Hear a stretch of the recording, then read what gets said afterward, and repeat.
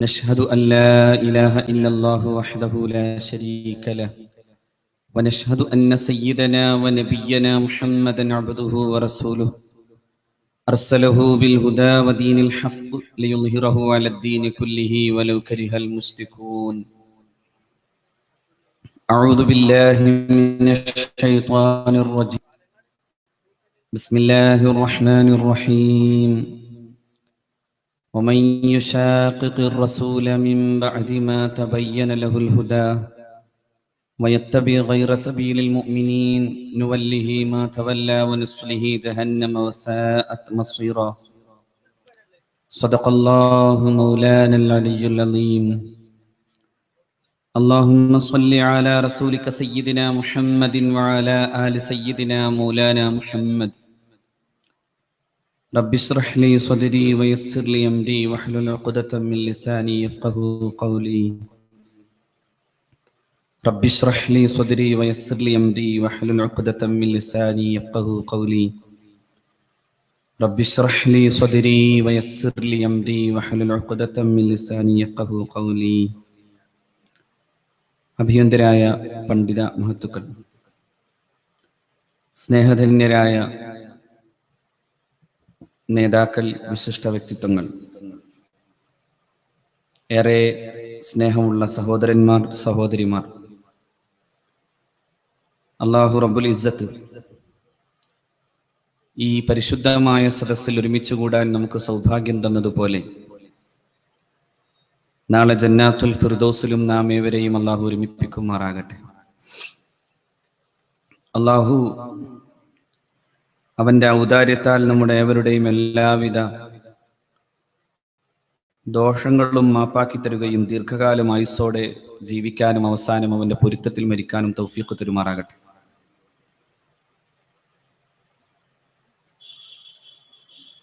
കുട്ടമ്പൂര് ദാറുൽ Hidaya Islamic academy എന്ന പേരിൽ അതിമനോഹരമായൊരു കെട്ടിടവും അതിൻ്റെ ഉള്ളും പുറവും പ്രകാശപൂരിതമാകാൻ വേണ്ടി കാത്തിരിക്കുന്ന ഒരു ഇസ്ലാമിക വൈജ്ഞാനിക സംരംഭവും ഉദ്ഘാടനം ചെയ്യപ്പെട്ട ഒരു മുഹൂർത്തത്തിന്റെ ധന്യതയിലാണ് നമ്മൾ ഒരുമിച്ച് കൂടിയത്.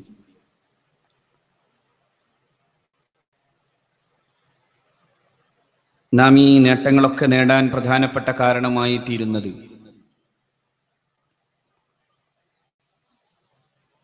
സമസ്ത കേരള ജംഇയ്യത്തുൽ ഉലമ എന്ന മഹിത പ്രസ്ഥാനത്തിന്റെ കീഴിൽ അതുണ്ടാക്കിയെടുത്ത ഒരു ഇസ്ലാമികമായ മുറ്റത്തിന്റെ അതിന്റെ പ്രാധാന്യത്തിലും അതിന്റെ അടിക്കല്ലിലും നിന്നാണ് നാം ഇതെല്ലാം ഉണ്ടാക്കാൻ സാധ്യമാകുന്ന ഒരു സാമൂഹിക പശ്ചാത്തലത്തിലേക്ക് എത്തിയത്.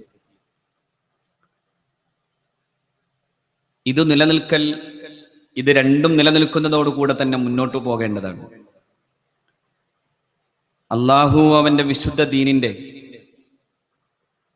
അടിസ്ഥാനപരമായ അതിന്റെ രണ്ട് ആദർശങ്ങളാക്കി വച്ചിട്ടുള്ളത്, ഒന്ന് അള്ളാഹുവിനെ ആരാധിക്കണം എന്ന് പറയുന്നതോടൊപ്പം തന്നെ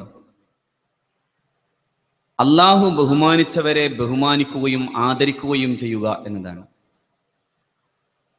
ഈ ആദരവിന്റെ പശ്ചാത്തലത്തിൽ മാത്രമാണ് പരിശുദ്ധ ഇസ്ലാമിന്റെ ശരിയായ വഴി നമുക്ക് തിരിച്ചറിയാൻ സാധ്യമാവുക. ആദരിക്കേണ്ടവരാര് എന്നതിനെ കുറിച്ചുള്ള ബോധ്യപ്പെടലാണ് അഹ്ലുസുന്നത്തി വൽ ജമാഅ എന്നതുകൊണ്ട് ഉദ്ദേശിതമാകുന്നത്. ആദരിക്കപ്പെടുക എന്നത് വളരെ പ്രധാനപ്പെട്ട കാര്യമായി നിൽക്കുന്നു. ആരാധിക്കണം അള്ളാഹുവിനെ എന്ന് പറയാൻ ചിലർക്കൊക്കെ പറ്റും, പക്ഷെ ആദരിക്കണം അള്ളാഹു പറഞ്ഞവരെ എന്ന് പറയാൻ പറ്റാതെ പോകും. ആരാധിക്കണം അള്ളാഹുവിനെ എന്ന് പറയുന്ന കാര്യത്തിൽ അങ്ങനെയുള്ള ആളുകളോടൊപ്പം തന്നെ നിൽക്കുന്ന മറ്റൊരാളെ നാം കാണുന്നത് ഇസ്ലാമിന്റെ ചരിത്രത്തിൽ പരിശുദ്ധ ഖുർആനിന്റെ പ്രമേയത്തിൽ ഇബ്ലീസിനെയാണ്. പിശാച് ചെയ്തത് ആരാധനയിൽ വ്യത്യസ്തത കൽപ്പിച്ചിട്ടല്ല. ആരാധനയുടെ കാര്യത്തിൽ ഇബ്ലീസിന് യാതൊരു തർക്കവുമില്ല. ആരാധനയുടെ കാര്യത്തിൽ തർക്കമില്ലെന്ന് മാത്രമല്ല, അള്ളാഹുവിന്റെ അസ്തിത്വത്തിലും ഇബ്ലീസിന് തർക്കമില്ല. ഇബ്ലീസ് അള്ളാഹുവിന്റെ അസ്തിത്വത്തെ അംഗീകരിക്കുന്നു. പക്ഷെ ഇബ്ലീസിന്റെ തർക്കം അള്ളാഹു ആദരിക്കാൻ പറഞ്ഞവനെ ആദരിക്കണം എന്ന കാര്യത്തിലാണ്. അതുകൊണ്ടാണ് അടിസ്ഥാനപരമായി ഈ വിഷയത്തെ മനസ്സിലാകാതെ പോകുന്നിടത്തോളം അള്ളാഹുവിന്റെ ദീനിന്റെ പരമപ്രധാനമായി നിൽക്കുന്ന വസ്തുതയെ മനസ്സിലാകാതെ പോകും എന്ന് ഞാൻ സൂചിപ്പിക്കാൻ കാരണം. അടിസ്ഥാനപരമായി നാം അങ്ങനെ പഠിക്കേണ്ടതുണ്ട്. ശൈത്താൻ ഒരിക്കലും അള്ളാഹുവിനെ നിഷേധിച്ചിട്ടില്ല. ഇതാ നോക്കൂ, അള്ളാഹു തന്നെ പറയുന്നത് കാണാം, കമസലി ശൈത്താൻ ഇദ് ഖാല ലിൽ ഇൻസാനി യുക്ഫുർ ഫലമ്മാ കഫറ ഖാല ഇന്നി ബരീഉം മിൻക ഇന്നി അഖാഫുല്ലാഹ റബ്ബൽ ആലമീൻ. ശൈത്താന്റെ ഉദാഹരണം പോലെ അവൻ മനുഷ്യനോട് പറയും, നീ കാഫിറാകണമെന്ന്, നീ സത്യനിഷേധിയാകണമെന്ന്. ഫലമ്മാ കഫറ, അങ്ങനെ മനുഷ്യൻ സത്യനിഷേധിയായാൽ, ഖാല, അപ്പോ ഈ ശൈത്താൻ തന്നെ പറയും, ഇന്നി ബരീഉം മിൻക, ഞാൻ നിന്നിൽ നിന്നൊഴിവാണ്. ഇന്നി അഖാഫുല്ലാഹ റബ്ബൽ ആലമീൻ, ഞാൻ ഈ പ്രപഞ്ചത്തിന്റെ പരിപാലകനാകുന്ന പടച്ച തമ്പുരാനെ പേടിക്കുന്നു എന്ന്. അപ്പോ അള്ളാഹുവിനെ പേടിക്കുന്ന കാര്യത്തിൽ ശൈത്താന് തർക്കമില്ലെന്ന് മാത്രമല്ല, അള്ളാഹുവിന്റെ അസ്തിത്വം അവൻ അംഗീകരിക്കും. മനുഷ്യൻ തന്നെ എത്ര തവണയാണ്, എത്ര വട്ടമാണ്, എത്ര ചരിത്രത്തിലെ ഏതൊക്കെ കാലത്താണ് അള്ളാഹുവിനെ നിഷേധിച്ചത്? ചക്രവർത്തിമാർ അധികാരങ്ങളേറ്റപ്പോഴൊക്കെ അവർ പറഞ്ഞത് അന റബ്ബുക്കുമുൽ അഅ്ലാ എന്നാണ്, ഞാൻ ഏറ്റവും വലിയ റബ്ബാണെന്ന്. ആ കൂട്ടത്തിലെ ഒരു വലിയ റബ്ബായി അവതരിപ്പിക്കപ്പെട്ട ആളാണ് ഫറോവ ചക്രവർത്തി ഫിർഔൻ. റംസിസ് രണ്ടാമൻ എന്ന പേരിൽ സയ്യിദുനാ മൂസ നബി അലൈഹി ഇസ്ലാമിന്റെ കാലത്ത് ജീവിച്ചയാൾ. പക്ഷെ അല്ലാഹു റബ്ബുൽ ഇസ്സത്ത് അയാളെ ആ കടലിലേക്ക് ആഴ്ത്തിയിട്ട് പടച്ച തമ്പുരാൻ അവനോട് തന്നെ പറഞ്ഞത്, നിന്റെ ശരീരം ഉൾപ്പെടെ ഞാൻ ശേഷിപ്പിക്കുന്നു എന്നാണ്. ഫൽയൗമ നുനജ്ജീക ബിബദനിക, നിന്റെ ശരീരം ഉൾപ്പെടെ ഞാൻ നിന്നെ ശേഷിപ്പിക്കുകയാണ് ഇന്നേ ദിവസം. എന്തിനാ നിന്നെ അങ്ങനെ ശേഷിപ്പിക്കുന്നത്? ലിതകൂന ലിമൻ ഖൽഫക ആയ, നിനക്ക് ശേഷം വരാനിരിക്കുന്ന സമൂഹങ്ങൾക്ക് നീ ഒരു വലിയ അടയാളമായി മാറാൻ വേണ്ടി, നീ ഒരു വലിയ ആയത്തായി മാറാൻ വേണ്ടി. എത്രയോ നൂറ്റാണ്ടുകൾക്ക് മുമ്പ്, പരസഹസ്രാബ്ദങ്ങൾക്ക് മുമ്പ് നടന്നുപോയ ഒരു വലിയ സംഭവം. അന്ന് മരിച്ചുപോയ ഒരാളുടെ മയ്യത്ത് 1880 ചെങ്കടലിൽ നിന്ന് പിടിക്കപ്പെടുകയും അത് പിന്നീട് മ്യൂസിയത്തിലേക്ക് മാറ്റപ്പെടുകയും ചെയ്യുമ്പോ 1400 കൊല്ലം മുമ്പാണ് പടച്ച തമ്പുരാൻ അവന്റെ വിശുദ്ധ റസൂലിന്റെ നാവ് കൊണ്ട് പറയുന്നത്, നിന്റെ ശരീരമടങ്കം ഞാൻ നിന്നെ ശേഷിപ്പിക്കും. അൽയൗമ നുനജ്ജീക ബിബദനിക, നിന്റെ ശരീരമടങ്കലും നിന്നെ ശേഷിപ്പിക്കും. എന്തിനാ ശേഷിപ്പിക്കുന്നത്? ലിതകൂന, നീ ആയിത്തീരാൻ, ലിമൻ ഖൽഫക ആയതൻ, നിനക്ക് ശേഷം വരാനിരിക്കുന്ന സമൂഹത്തിന് മുഴുവനും നീ ദൃഷ്ടാന്തമാകാനാണ്. ആ ഫിർഔൻ ഏറ്റവും കൂടുതൽ പറഞ്ഞിരുന്നത് അന റബ്ബുക്കുമുൽ അഅ്ലാ എന്നാണ്, ഞാൻ ഏറ്റവും വലിയ പടച്ചവനാണ്. പക്ഷെ ഇബ്ലീസ് എന്നിട്ടും പറഞ്ഞിട്ടില്ല. സോവിയറ്റ് യൂണിയന്റെ അധികാരം ഏറ്റെടുത്തപ്പോ വ്ളാദിമിർ ഇലീച്ച് ലെനിൻ, അതായത് ആദ്യത്തെ കമ്മ്യൂണിസ്റ്റ് രാഷ്ട്രത്തിന്റെ തലവൻ, ലോകത്തോട് ആദ്യം പറഞ്ഞത്, നാം ദൈവത്തോട് ഏറ്റുമുട്ടി പടച്ചോനെ നാം കശാപ്പ് ചെയ്ത് കളയും. We will grapple with the God. We will conquer him in the highest heaven. Whenever he seeks refuge, we will subdue him forever. ആ ബാക്കിലുള്ളവർ ഇങ്ങോട്ട് വരും. ആ ഏറ്റവും ബാക്കിൽ ഇരിക്കുന്നവരൊക്കെ ഇങ്ങോട്ട് മുന്നോട്ട് വരും. ഞാൻ തഅ്ലീമൊക്കെ പറയണത്, ഇനി അതിലേറെ പറഞ്ഞ ഞാൻ അതിനേക്കാൾ മോശം. കുറച്ചുകൊണ്ട് കയറി വരും. ആ മുന്നിലിരിക്കുന്ന ആളുകൾക്കിടയിൽ ഇഷ്ടം പോലെ കസേരകളുണ്ട്. ആ ചെറിയ കുട്ടികൾ ഉൾപ്പെടെ ഇങ്ങോട്ട് വരും.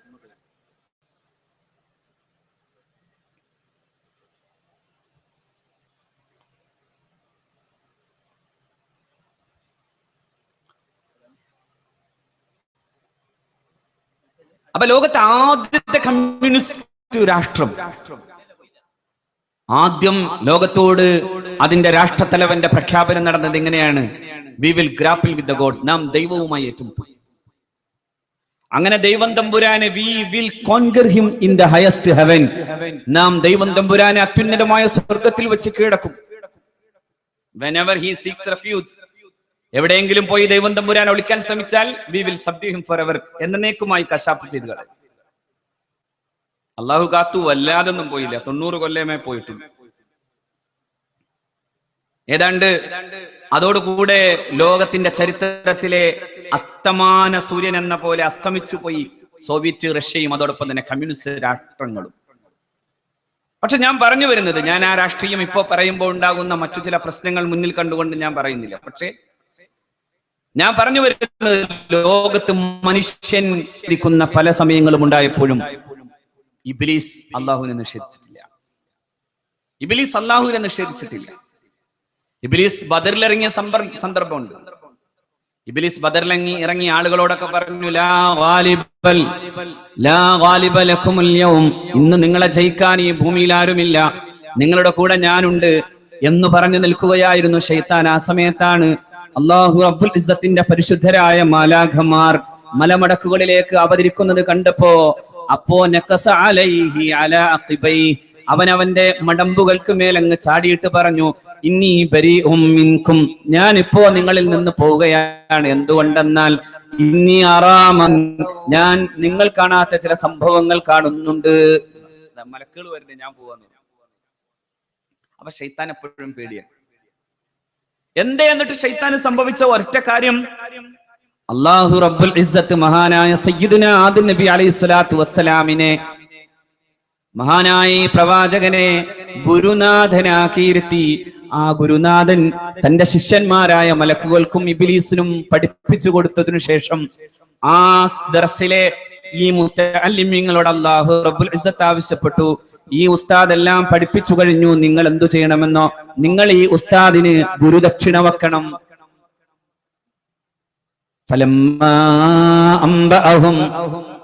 സയ്യിദുനാ ആദം നബി അലൈഹിസ്സലാത്തു വസ്സലാം അവർക്കെല്ലാം പഠിപ്പിച്ചു കൊടുത്തതിനു ശേഷം അല്ലാഹു റബ്ബുൽ ഇസ്സത്ത് മലക്കുകളോട് ആവശ്യപ്പെട്ടു, ഉസ്ജുദൂ, നിങ്ങൾ സുജൂദ് ചെയ്യണം. അങ്ങനെ സുജൂദ് ചെയ്യണമെന്ന അല്ലാഹുവിന്റെ കൽപ്പന വന്നപ്പോ മലക്കുകൾ ഇങ്ങനെ ചിന്തിച്ചു, ഇങ്ങനെ അവരാലോചിച്ചു എന്ന് എവിടെയും കാണുന്നില്ല. അതായത് നേരത്തെ ഈ ആദമിനെ സൃഷ്ടിക്കുന്നതുമായി ബന്ധപ്പെട്ട ചർച്ച വന്നപ്പോ, അല്ലാഹുവേ, എന്തിനാണ് നീ ഭൂമിയിലേക്ക് ഇത്തരം ഒരു മനുഷ്യ വിഭാഗത്തെ അയക്കണം, ഭൂമിയിൽ രക്തച്ചൊരിച്ചിലും കുഴപ്പവും ഉണ്ടാക്കുന്ന ഈ വിഭാഗത്തെ എന്തിനാണ് എന്ന് ചോദിച്ചവരാണ് നാം.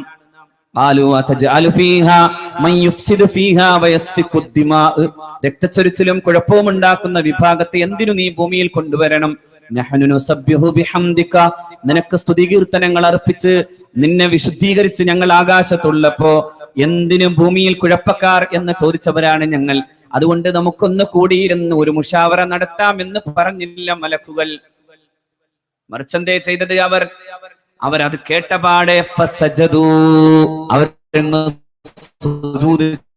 ഒറ്റ കാര്യം ഇല്ല, ഇബ്ലീസ് ഒഴിച്ച്. എന്തേ അയാൾ ചെയ്തത്? അയാൾ പറ്റില്ലെന്ന് പറയുകയും കിബ്ർ കാട്ടുകയും അയാൾ കുഴപ്പക്കാരുടെ ഒന്നാമനായി മാറുകയും ചെയ്തു. അള്ളാഹു അയാളോട് ഒരൊറ്റ ഷോക്കോസ് നോട്ടീസ് ആണ് കൊടുത്തത്. എന്താ ഷോക്കോസ് നോട്ടീസിലുള്ളത്? പടച്ച റബ്ബ് പറഞ്ഞു, എന്തിനാ ഞാൻ നിന്നോട് സുജൂദ് ചെയ്യാൻ ആവശ്യപ്പെട്ടിട്ട് എന്തേ നീ അങ്ങനെ സുജൂദ് ചെയ്യാതിരുന്നു എന്ന ചോദ്യം. പടച്ചവനോട് അയാൾ മറുപടി കൊടുത്തത് ഇങ്ങനെയാണ്, നിന്നെ സൃഷ്ടിച്ചത് അഗ്നി കൊണ്ടും ആദമിനെ സൃഷ്ടിച്ചത് മണ്ണുകൊണ്ടുമാണ്. മണ്ണുകൊണ്ട് സൃഷ്ടമായ ആദമിന്റെ മുമ്പിൽ എങ്ങനെ അഗ്നി കൊണ്ട് സൃഷ്ടമായ ഞാൻ സുജൂദ് ചെയ്യും എന്നായിരുന്നു ചോദ്യം. ഖലഖ്തനീ മിൻ നാർ വഖലഖ്തഹു മിൻ ഖീൻ. പടച്ചവനെ, നീ എന്നെ സൃഷ്ടിച്ചത് അഗ്നി കൊണ്ടല്ലേ, എന്നാൽ ആദമിനെ സൃഷ്ടിച്ചത് മണ്ണുകൊണ്ടുമല്ലേ? മണ്ണുകൊണ്ട് സൃഷ്ടിക്കപ്പെട്ടവന്റെ മുമ്പിൽ എങ്ങനെയാണ് പ്രതാപിയായ അഗ്നിയാൽ സൃഷ്ടിക്കപ്പെട്ട ഞാൻ സുജൂദ് ചെയ്യുക? ആ അഹങ്കാരത്തിന്റെ ചോദ്യത്തിന്റെ മുമ്പിലാണ് പടച്ചറബ് പറഞ്ഞത്, ഫഖ്റുജു മിൻഹാ ഫഇന്നീ, കടക്കടാ പുറത്ത്, ഇനി മേൽ നീ എന്റെ ഈ അനുഗ്രഹത്തിന്റെ ഈ പൂവാടിയിൽ നിനക്ക് സ്ഥാനമേ ഇല്ലെന്ന് പറഞ്ഞു. അള്ളാഹു പുറത്താക്കി. സസ്പെൻഷൻ അല്ല, ശരിക്കു പറഞ്ഞാൽ ഡിസ്മിസൽ ഓർഡർ കയ്യിൽ കൊടുത്തിട്ട് പറഞ്ഞു, ഇനി മേൽ ഈ വഴുക്കെങ്ങാനും വന്നേക്കരുത്. അവസാനം അള്ളാഹുവിന്റെ റസൂല് പറയുന്നത് കാണാം, നബി തിരുമേനി സ്വല്ലല്ലാഹു അലൈഹി വസല്ലമ തങ്ങൾ പറയുന്നത് കാണാം, മുഹമ്മദ് നബി, മുഹമ്മദുർ റസൂൽ, അപ്പോഴേ അറിയുള്ളൂ, സയ്യിദുനാ മുഹമ്മദുർ റസൂൽ അഷ്റഫുൽ ഖൽഖ് പറയുന്നത് കാണാം, അവസാന കാലത്ത് സൂര്യൻ അസ്തമാന ചക്രവാളത്തിൽ ഉദിക്കുന്ന സമയത്ത് അല്ലാഹു റബ്ബുൽ ഇസ്സത്തിന്റെ മുമ്പിൽ തൗബക്കായി ഇബ്ലീസ് നിൽക്കാൻ സുജൂദ് ചെയ്യുമെന്നും ആ സുജൂദ് അല്ലാഹു സ്വീകരിക്കാതെ പോകുമെന്നും സയ്യിദുനാ മുഹമ്മദുൻ. ഞാൻ എന്റെ പ്രിയപ്പെട്ട സഹോദരന്മാരോട് പറയുന്നത്, ഇബ്ലീസിന് മറ്റൊന്നുമല്ല സംഭവിച്ചത്. ഇബ്ലീസ് ആരബദ്ധമുണ്ടാക്കിയത്? ഇബ്ലീസ് അബദ്ധമുണ്ടാക്കിയത് തഅലീമിലാണ്, അഥവാ മഹാനായ സയ്യിദുനാ ആദം നബി അലൈഹിസ്സലാത്തു വസ്സലാമിനെ ആദരിക്കാതെ പോയിടത്താണ്. അതായത് ഗുരുവിനെ ആദരിക്കാതെ പോയ ശിഷ്യന് സംഭവിച്ചു പോയത് വലിയ പ്രശ്നമാണ്. ഗുരുവിനെ ആദരിക്കാതെ പോയ ശിഷ്യന് സംഭവിച്ചത് വലിയ അബദ്ധമാണ്. ഗുരുഭൂതരെ ആദരിക്കാതെ പോയപ്പോ വലിയ ആളുകളെ പോലും അല്ലാഹു റബ്ബുൽ ഇസ്സത്ത് ചെയ്തത് അവരേറ്റവും മോശമായ അവസ്ഥയിലേക്ക് പോകുകയും അല്ലാഹു അവരെ വളരെ ശക്തമാം വിധം അല്ലാഹു അവർക്ക് അദാബുകൾ ഭൂമിയിൽ തന്നെ നൽകുകയും ചെയ്തു എന്നതാണ്. നോക്കൂ, മറ്റൊരു ഉദാഹരണമാണ് സയ്യിദുനാ മൂസ നബി അലൈഹിസ്സലാം. മൂസ നബിയുടെ കാലത്ത് ജീവിച്ച മഹാപണ്ഡിതനായിരുന്നു ഖാറൂൻ. വലിയ പണ്ഡിതനായിരുന്നു ഖാറൂൻ. എത്രത്തോളം? അദ്ദേഹം തൗറാത്തിൽ അതീവ നിപുണനായ ജ്ഞാനിയായിരുന്നു. പക്ഷേ അദ്ദേഹം മഹാനായ സയ്യിദുനാ മൂസ നബി അലൈഹിസ്സലാത്തു വസ്സലാമിന്റെ നേതൃത്വത്തെ ചോദ്യം ചെയ്തപ്പോഴാണ് പടച്ച റബ്ബ് പറയുന്നത്, ഇന്ന ഖാറൂന കാന മിൻ ഖൗമി മൂസ. നിശ്ചയം ഖാറൂൻ മൂസ നബി അലൈഹിസ്സലാത്തു വസ്സലാമിന്റെ അതേ വർഗത്തിൽപ്പെട്ട ആളു തന്നെയാണ്. എന്നാലോ ഫബഗാലൈഹിം, ആ ജനതക്കുമേൽ അവൻ അതിക്രമം കാണിച്ചു, അവൻ ആക്രമം കാണിച്ചു, അവൻ ആ ജനതയുടെ മേൽ പ്രശ്നങ്ങൾ ഉണ്ടാക്കി. അള്ളാഹു പറയുന്നു, പക്ഷേ അങ്ങനെ ഒരു പ്രശ്നമുണ്ടാക്കിയപ്പോ തന്നെ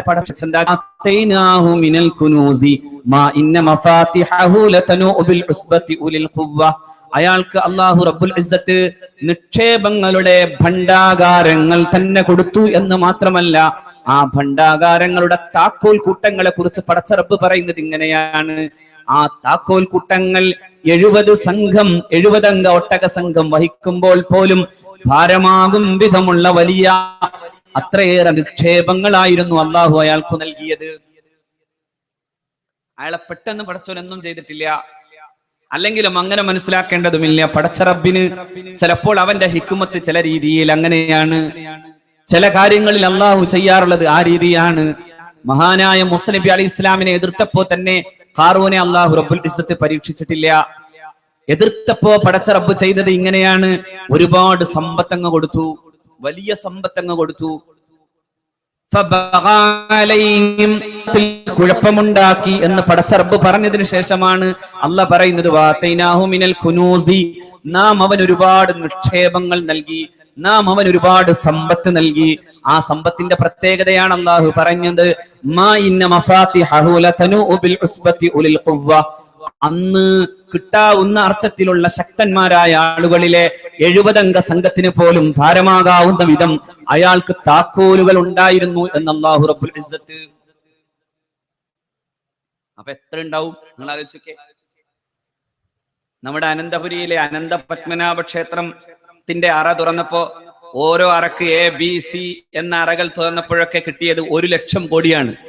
എന്നിട്ടും ആ താക്കോലിന്റെ കഥ ഇങ്ങനെ പറയുന്നത് കേട്ടിട്ടില്ല. പക്ഷേ അള്ളാഹു പറയുന്നു, ഇവന്റെ താക്കോൽ ഒരു 70 അംഗ ഒട്ടക സംഘത്തിന് വഹിക്കാൻ മാത്രം വലിപ്പമുണ്ടായിരുന്നു. അപ്പൊ എത്ര വലുതാകും? പക്ഷെ ആ ജനതയിൽ അല്ലാഹു റബ്ബുൽ ഇസ്സത്ത് ഖാറൂനെ ഉപദേശിക്കാൻ ഉലമാക്കളെ നിർത്തി. ഈ ഉലമാക്കൾ നിരന്തരം ഉപദേശിച്ചു കൊണ്ടിരുന്നു, ലാ തുഫ്സിദു ഫിൽ അർദ്, നീ ഭൂമിയിൽ കുഴപ്പമുണ്ടാക്കരുത്. മൂസയാണ് നമ്മുടെ നേതാവെന്ന ബോധ്യത്തിൽ നിന്ന് നിങ്ങൾ മാറരുത്. സമൂഹത്തിലും സമുദായത്തിലും മൂസ നബിയുടെ ഉമ്മത്തിൽ നീ കുഴപ്പത്തിന്റെ കാരണക്കാരനായി മാറരുത്. ഒരു കാര്യം ചെയ്തത് ഇങ്ങനെയാണ്. ഖാറൂൻ പറഞ്ഞു, ഞാനൊരു കുഴപ്പത്തിനുമല്ല, പക്ഷെ ഒന്നുണ്ട്, എനിക്ക് ആരോടും പ്രതിബദ്ധതയില്ല. എന്തുകൊണ്ടെന്നാൽ എനിക്ക് കിട്ടിയ ഈ ജ്ഞാനത്തിൽ നിന്ന് തന്നെയാണ് എനിക്ക് ഈ സമ്പത്ത് മുഴുവൻ കിട്ടിയത്. ഇന്നമാ ഊതീതു അലാ ഇൽമിൻ ഇൻദി, എനിക്ക് കിട്ടിയ ഈ സമ്പത്ത് മുഴുവനും ലഭ്യമായത് എന്റെ വിവരത്തിന്റെ അടിസ്ഥാനത്തിലാണ്. ആ വിവരം ഞാൻ ആരോടും ബന്ധപ്പെട്ടുണ്ടാക്കിയതല്ല. അതുകൊണ്ട് എന്റെ സമ്പത്താണ് ഞാൻ ഈ അനുഭവിക്കുന്നതും ഞാൻ ഇങ്ങനെ കാണിച്ചു കൊടുക്കുന്നതും എന്ന് പറയുന്നു ഖാറൂൻ. അയാൾ അന്ന് അന്ന് ഖാറൂൻ നടത്തിയ ഒരു യാത്രയെ കുറിച്ച് പടച്ച തമ്പുരാൻ തന്നെ പറയുന്നത് കാണാം. ഫഖറജ അലാ ഖൗമിഹി ഫീ സീനതിഹി فخرج على قومه في زينته قال الذين يريدون الحياة الدنيا يا ليت لنا مثل ما أوتي قارون يا ليت لنا مثل ما أوتي قارون إنه لذو حظ عظيم فخرج على قومه في زينته സകലമാന ആഡംബരങ്ങളോട് കൂടെ അയാളുടെ ജനതയിലേക്ക് യാത്ര പുറപ്പെട്ടു.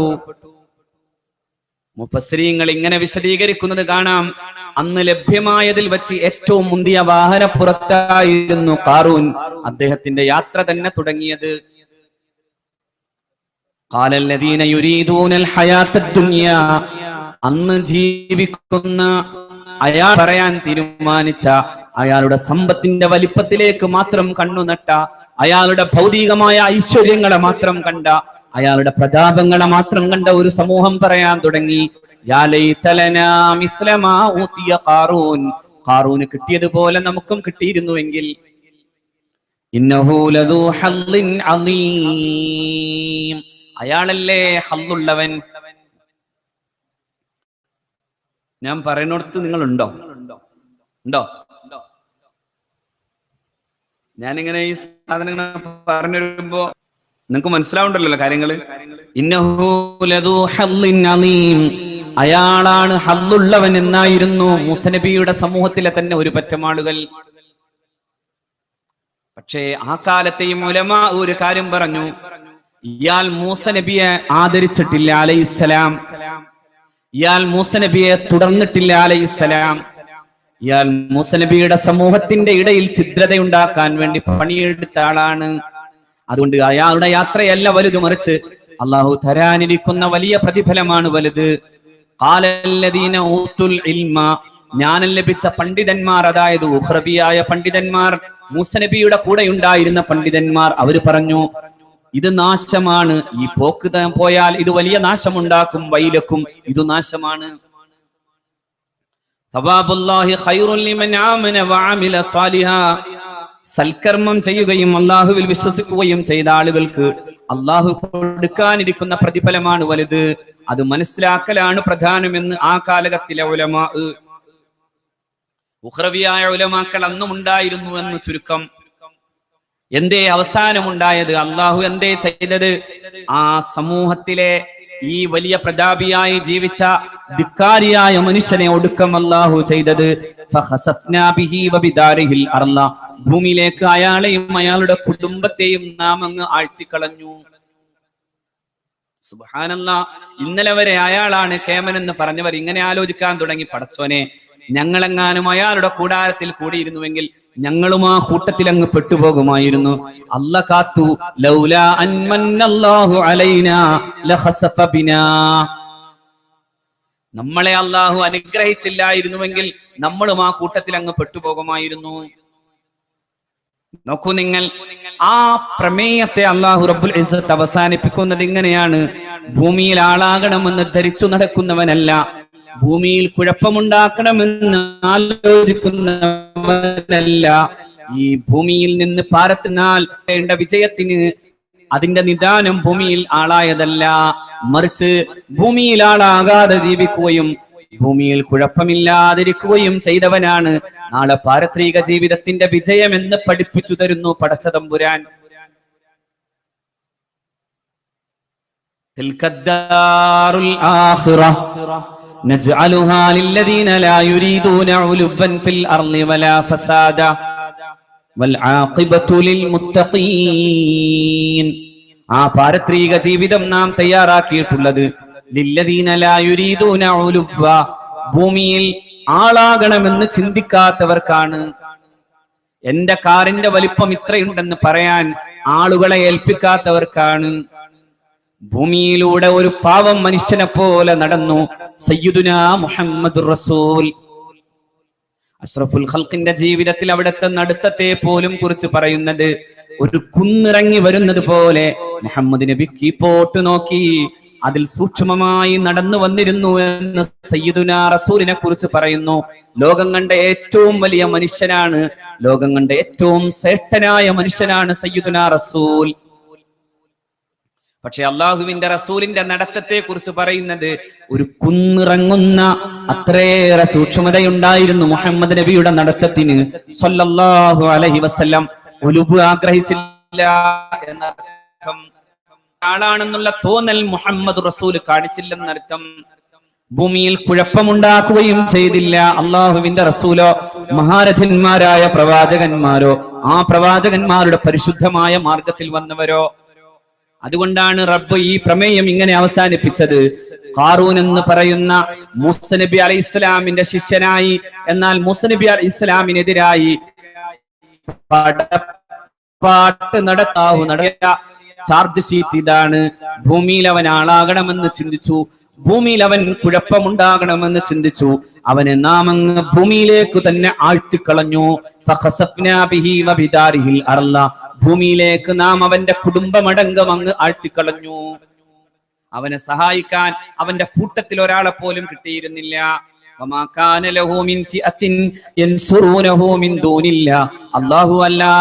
അല്ലാഹുവിനെ അല്ലാതെ അവന്റെ വിഭാഗത്തിൽ നിന്ന് ഒരാൾ പോലും അവനെ സഹായിക്കാനുണ്ടായില്ല.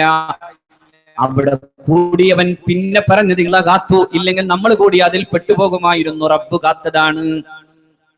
ഞാൻ എന്റെ പ്രിയപ്പെട്ട സഹോദരന്മാരോട് പറയുന്നത്, തഅ്ലീമും പ്രധാനമാണ്.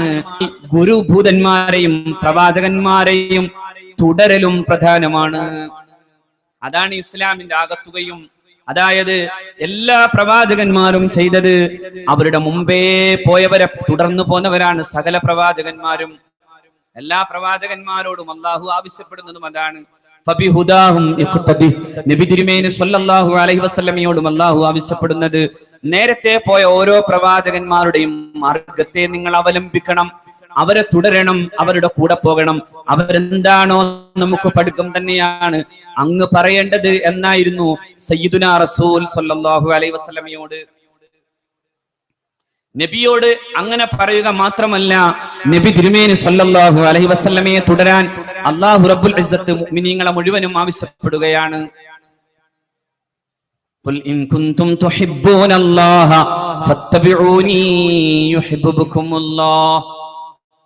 നബിയെ അങ്ങ് ഖുൽ ഇൻ കുൻതും തുഹിബ്ബൂനല്ലാഹ്, നിങ്ങൾ അല്ലാഹുവിനെ ഇഷ്ടപ്പെടുന്നുവെങ്കിൽ അങ്ങ് പറയണം, നിങ്ങൾ അല്ലാഹുവിനെ ഇഷ്ടപ്പെടുന്നുവെങ്കിൽ ഫത്തബിഊനി, നിങ്ങൾ എന്നെ തുടരണം. നിങ്ങൾ എന്നെ മാറ്റിവെച്ചിട്ട് നിങ്ങൾക്ക് പടച്ചവനെ പിടിക്കാൻ സാധ്യമേ അല്ല. ഈ ആയത്ത് പോലും വരുന്നത് ഈ പശ്ചാത്തലത്തിലാണ്. അതായത് ജൂതന്മാർ അഷ്റഫുൽ ഖൽഖ് സ്വല്ലല്ലാഹു അലൈഹി വസല്ലമ കേൾക്കും വിധം ഇങ്ങനെ പറഞ്ഞു നടന്നു, നുഹിബ്ബു റബ്ബന വലാ മുഹമ്മദൻ, ഞങ്ങൾക്ക് അല്ലാഹുവിനെ ഇഷ്ടമാണ്, പക്ഷേ മുഹമ്മദ് നബിയെ ഇഷ്ടപ്പെടൂല. അപ്പൊ വന്നു അല്ലാഹു റബ്ബുൽ ഇസ്സത്തിന്റെ ഭാഗത്ത് നിന്ന് ഈ ആയത്ത്, നബിയെ ഇങ്ങനെ തന്നെ പറയണം, ഇങ്ങനെ പറയണം നബിയെ, ഖുൽ ഇൻ കുൻതും തുഹിബ്ബൂനല്ലാഹ്, നിങ്ങൾ അല്ലാഹുവിനെ ഇഷ്ടപ്പെടുന്നുവെങ്കിൽ ഫത്തബിഊനി, നിങ്ങൾ എന്നെ തുടരണം. എന്നാലേ യുഹിബ്ബുകുമുല്ലാഹു, അല്ലാഹു നിങ്ങളെ ഇഷ്ടപ്പെടുന്നുള്ളൂ. വയഗ്ഫിർ ലക്കും ദുനൂബക്കും, അല്ലാഹു നിങ്ങൾക്ക് മഗ്ഫിറത്ത് തരുകയും ചെയ്യുന്നുള്ളൂ. നോക്കണം, നിങ്ങൾ തുടർച്ചയില്ലാത്ത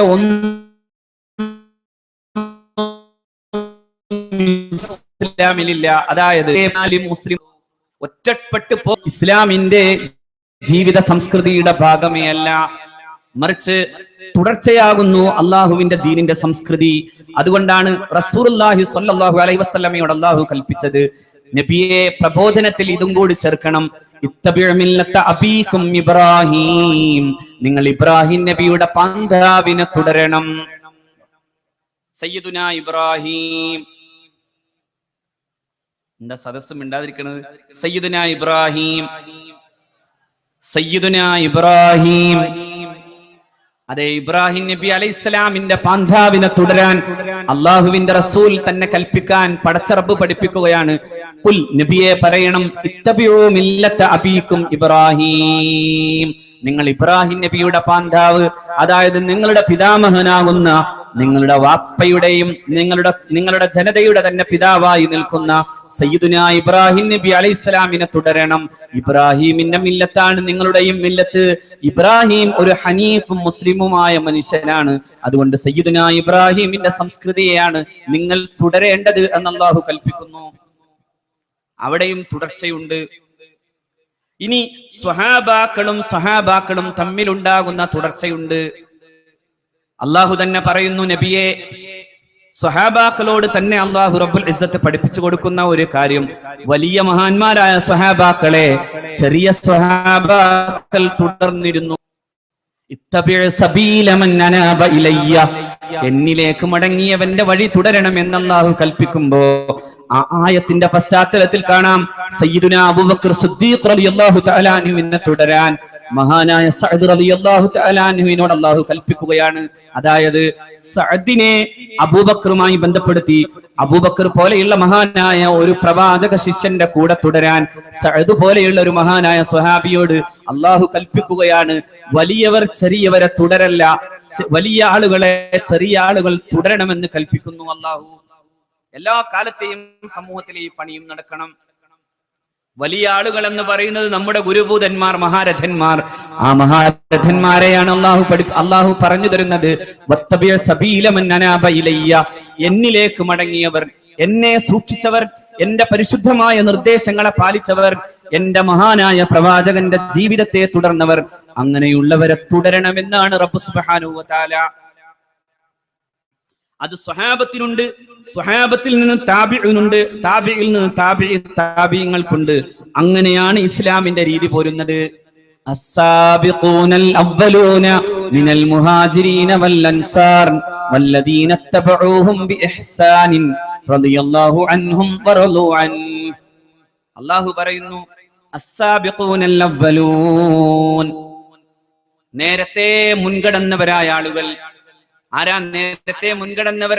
മിനൽ മുഹാജിരീന വൽ അൻസാരി, മുഹാജിറുകളിൽ നിന്നും അൻസാറുകളിൽ നിന്നുമുള്ള മഹാന്മാർ.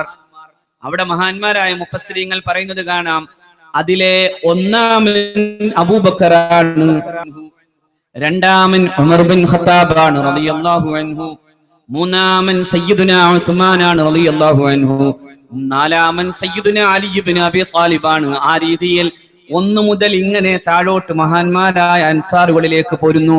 ഇവരെല്ലാം അങ്ങനെ തുടരുന്ന ആളുകളാണ്ടവർ തന്നെയാണ്. വല്ലദീന തബഊഹും ബിഇഹ്സാനിൻ, ആ അർത്ഥത്തിൽ മഹാന്മാരായ സ്വഹാബത്തിനെ തുടർന്നവരായ താബിഈങ്ങൾ. എങ്ങനെ തുടർന്നവർ? ഇഹ്സാൻ, അഥവാ ഏറ്റവും നല്ല നിലക്ക് അവരെ തെറ്റിദ്ധരിക്കാതെ, അവരും നമ്മളും ഒന്നാണെന്ന് പറഞ്ഞല്ല, അവർ അഷ്റഫുൽ ഖൽഖിന്റെ പ്രകാശത്തിൽ നിന്ന് വെളിച്ചം സ്വീകരിച്ച മഹാനായ പ്രവാചകൻ എന്ന സൂര്യനെ കണ്ട ആ സൂര്യ വെളിച്ചത്തിന്റെ തൊട്ടടുത്ത് നിന്ന ആ അർത്ഥത്തിൽ താരകങ്ങളായി നിൽക്കുന്നവരാണ് സ്വഹാബാക്കൾ. എന്റെ സ്വഹാബാക്കൾ മുഴുവനും നക്ഷത്ര തുല്യരാണ്, അവരെല്ലാം താരകങ്ങൾ. ആ താരകങ്ങൾക്ക് വെളിച്ചം നൽകിയതോ മഹാനായ മുഹമ്മദ് നബി എന്ന സൂര്യൻ സ്വല്ലല്ലാഹു അലൈഹി വസല്ലം. അതുകൊണ്ട് തന്നെ അവിടെ നിന്നിങ്ങനെ തുടർന്നാൽ മഹാന്മാരായ താബിഈങ്ങളും താബിഈങ്ങളും അടങ്ങുന്ന ആ തുടർച്ച വന്ന അവസാനം നിൽക്കുന്ന ഏറ്റവും ഇങ്ങേയറ്റത്ത് നിൽക്കുന്ന ഗുരുഭൂതന്മാരാകുന്ന മഹാന്മാരായ ഉസ്താദുമാരിലേക്ക് എത്തുകയും ചെയ്യുന്ന ഒരു വലിയൊരു അണിയുടെ പിന്നാലെയാണ് നാം പോകുന്നത്. അതാണ് സമസ്ത കേരള ജംഇയ്യത്തുൽ ഉലമ. അതിന്റെ പേരാ, അല്ലാതെ 926 ഒരു സംഘടന ഉണ്ടാക്കി എന്ന് പറയലല്ല സമസ്ത. ഇതാണ് സമസ്ത. ഏത് സമസ്ത? ആദം നബി മുതൽ കണ്ണീത്ത് ഉസ്താദിലെത്തിയ ഇന്നിപ്പോൾ ആലിക്കുട്ടി ഉസ്താദിൽ നിൽക്കുന്ന സമസ്ത. അതൊരു തുടർച്ചയാണ്, അതൊരു തുടർച്ചയാണ്. ഉറങ്ങാണോ?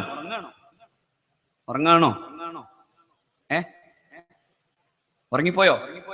പാട്ടുകാരനമായിരിങ്ങനെ പറഞ്ഞപ്പോ ഉറങ്ങിപ്പോയോ? ഞാനതാണ് ആദ്യം ഇങ്ങനെ പറഞ്ഞത്. അതാണ് ആ തുടർച്ച. നോക്കൂ നിങ്ങൾ.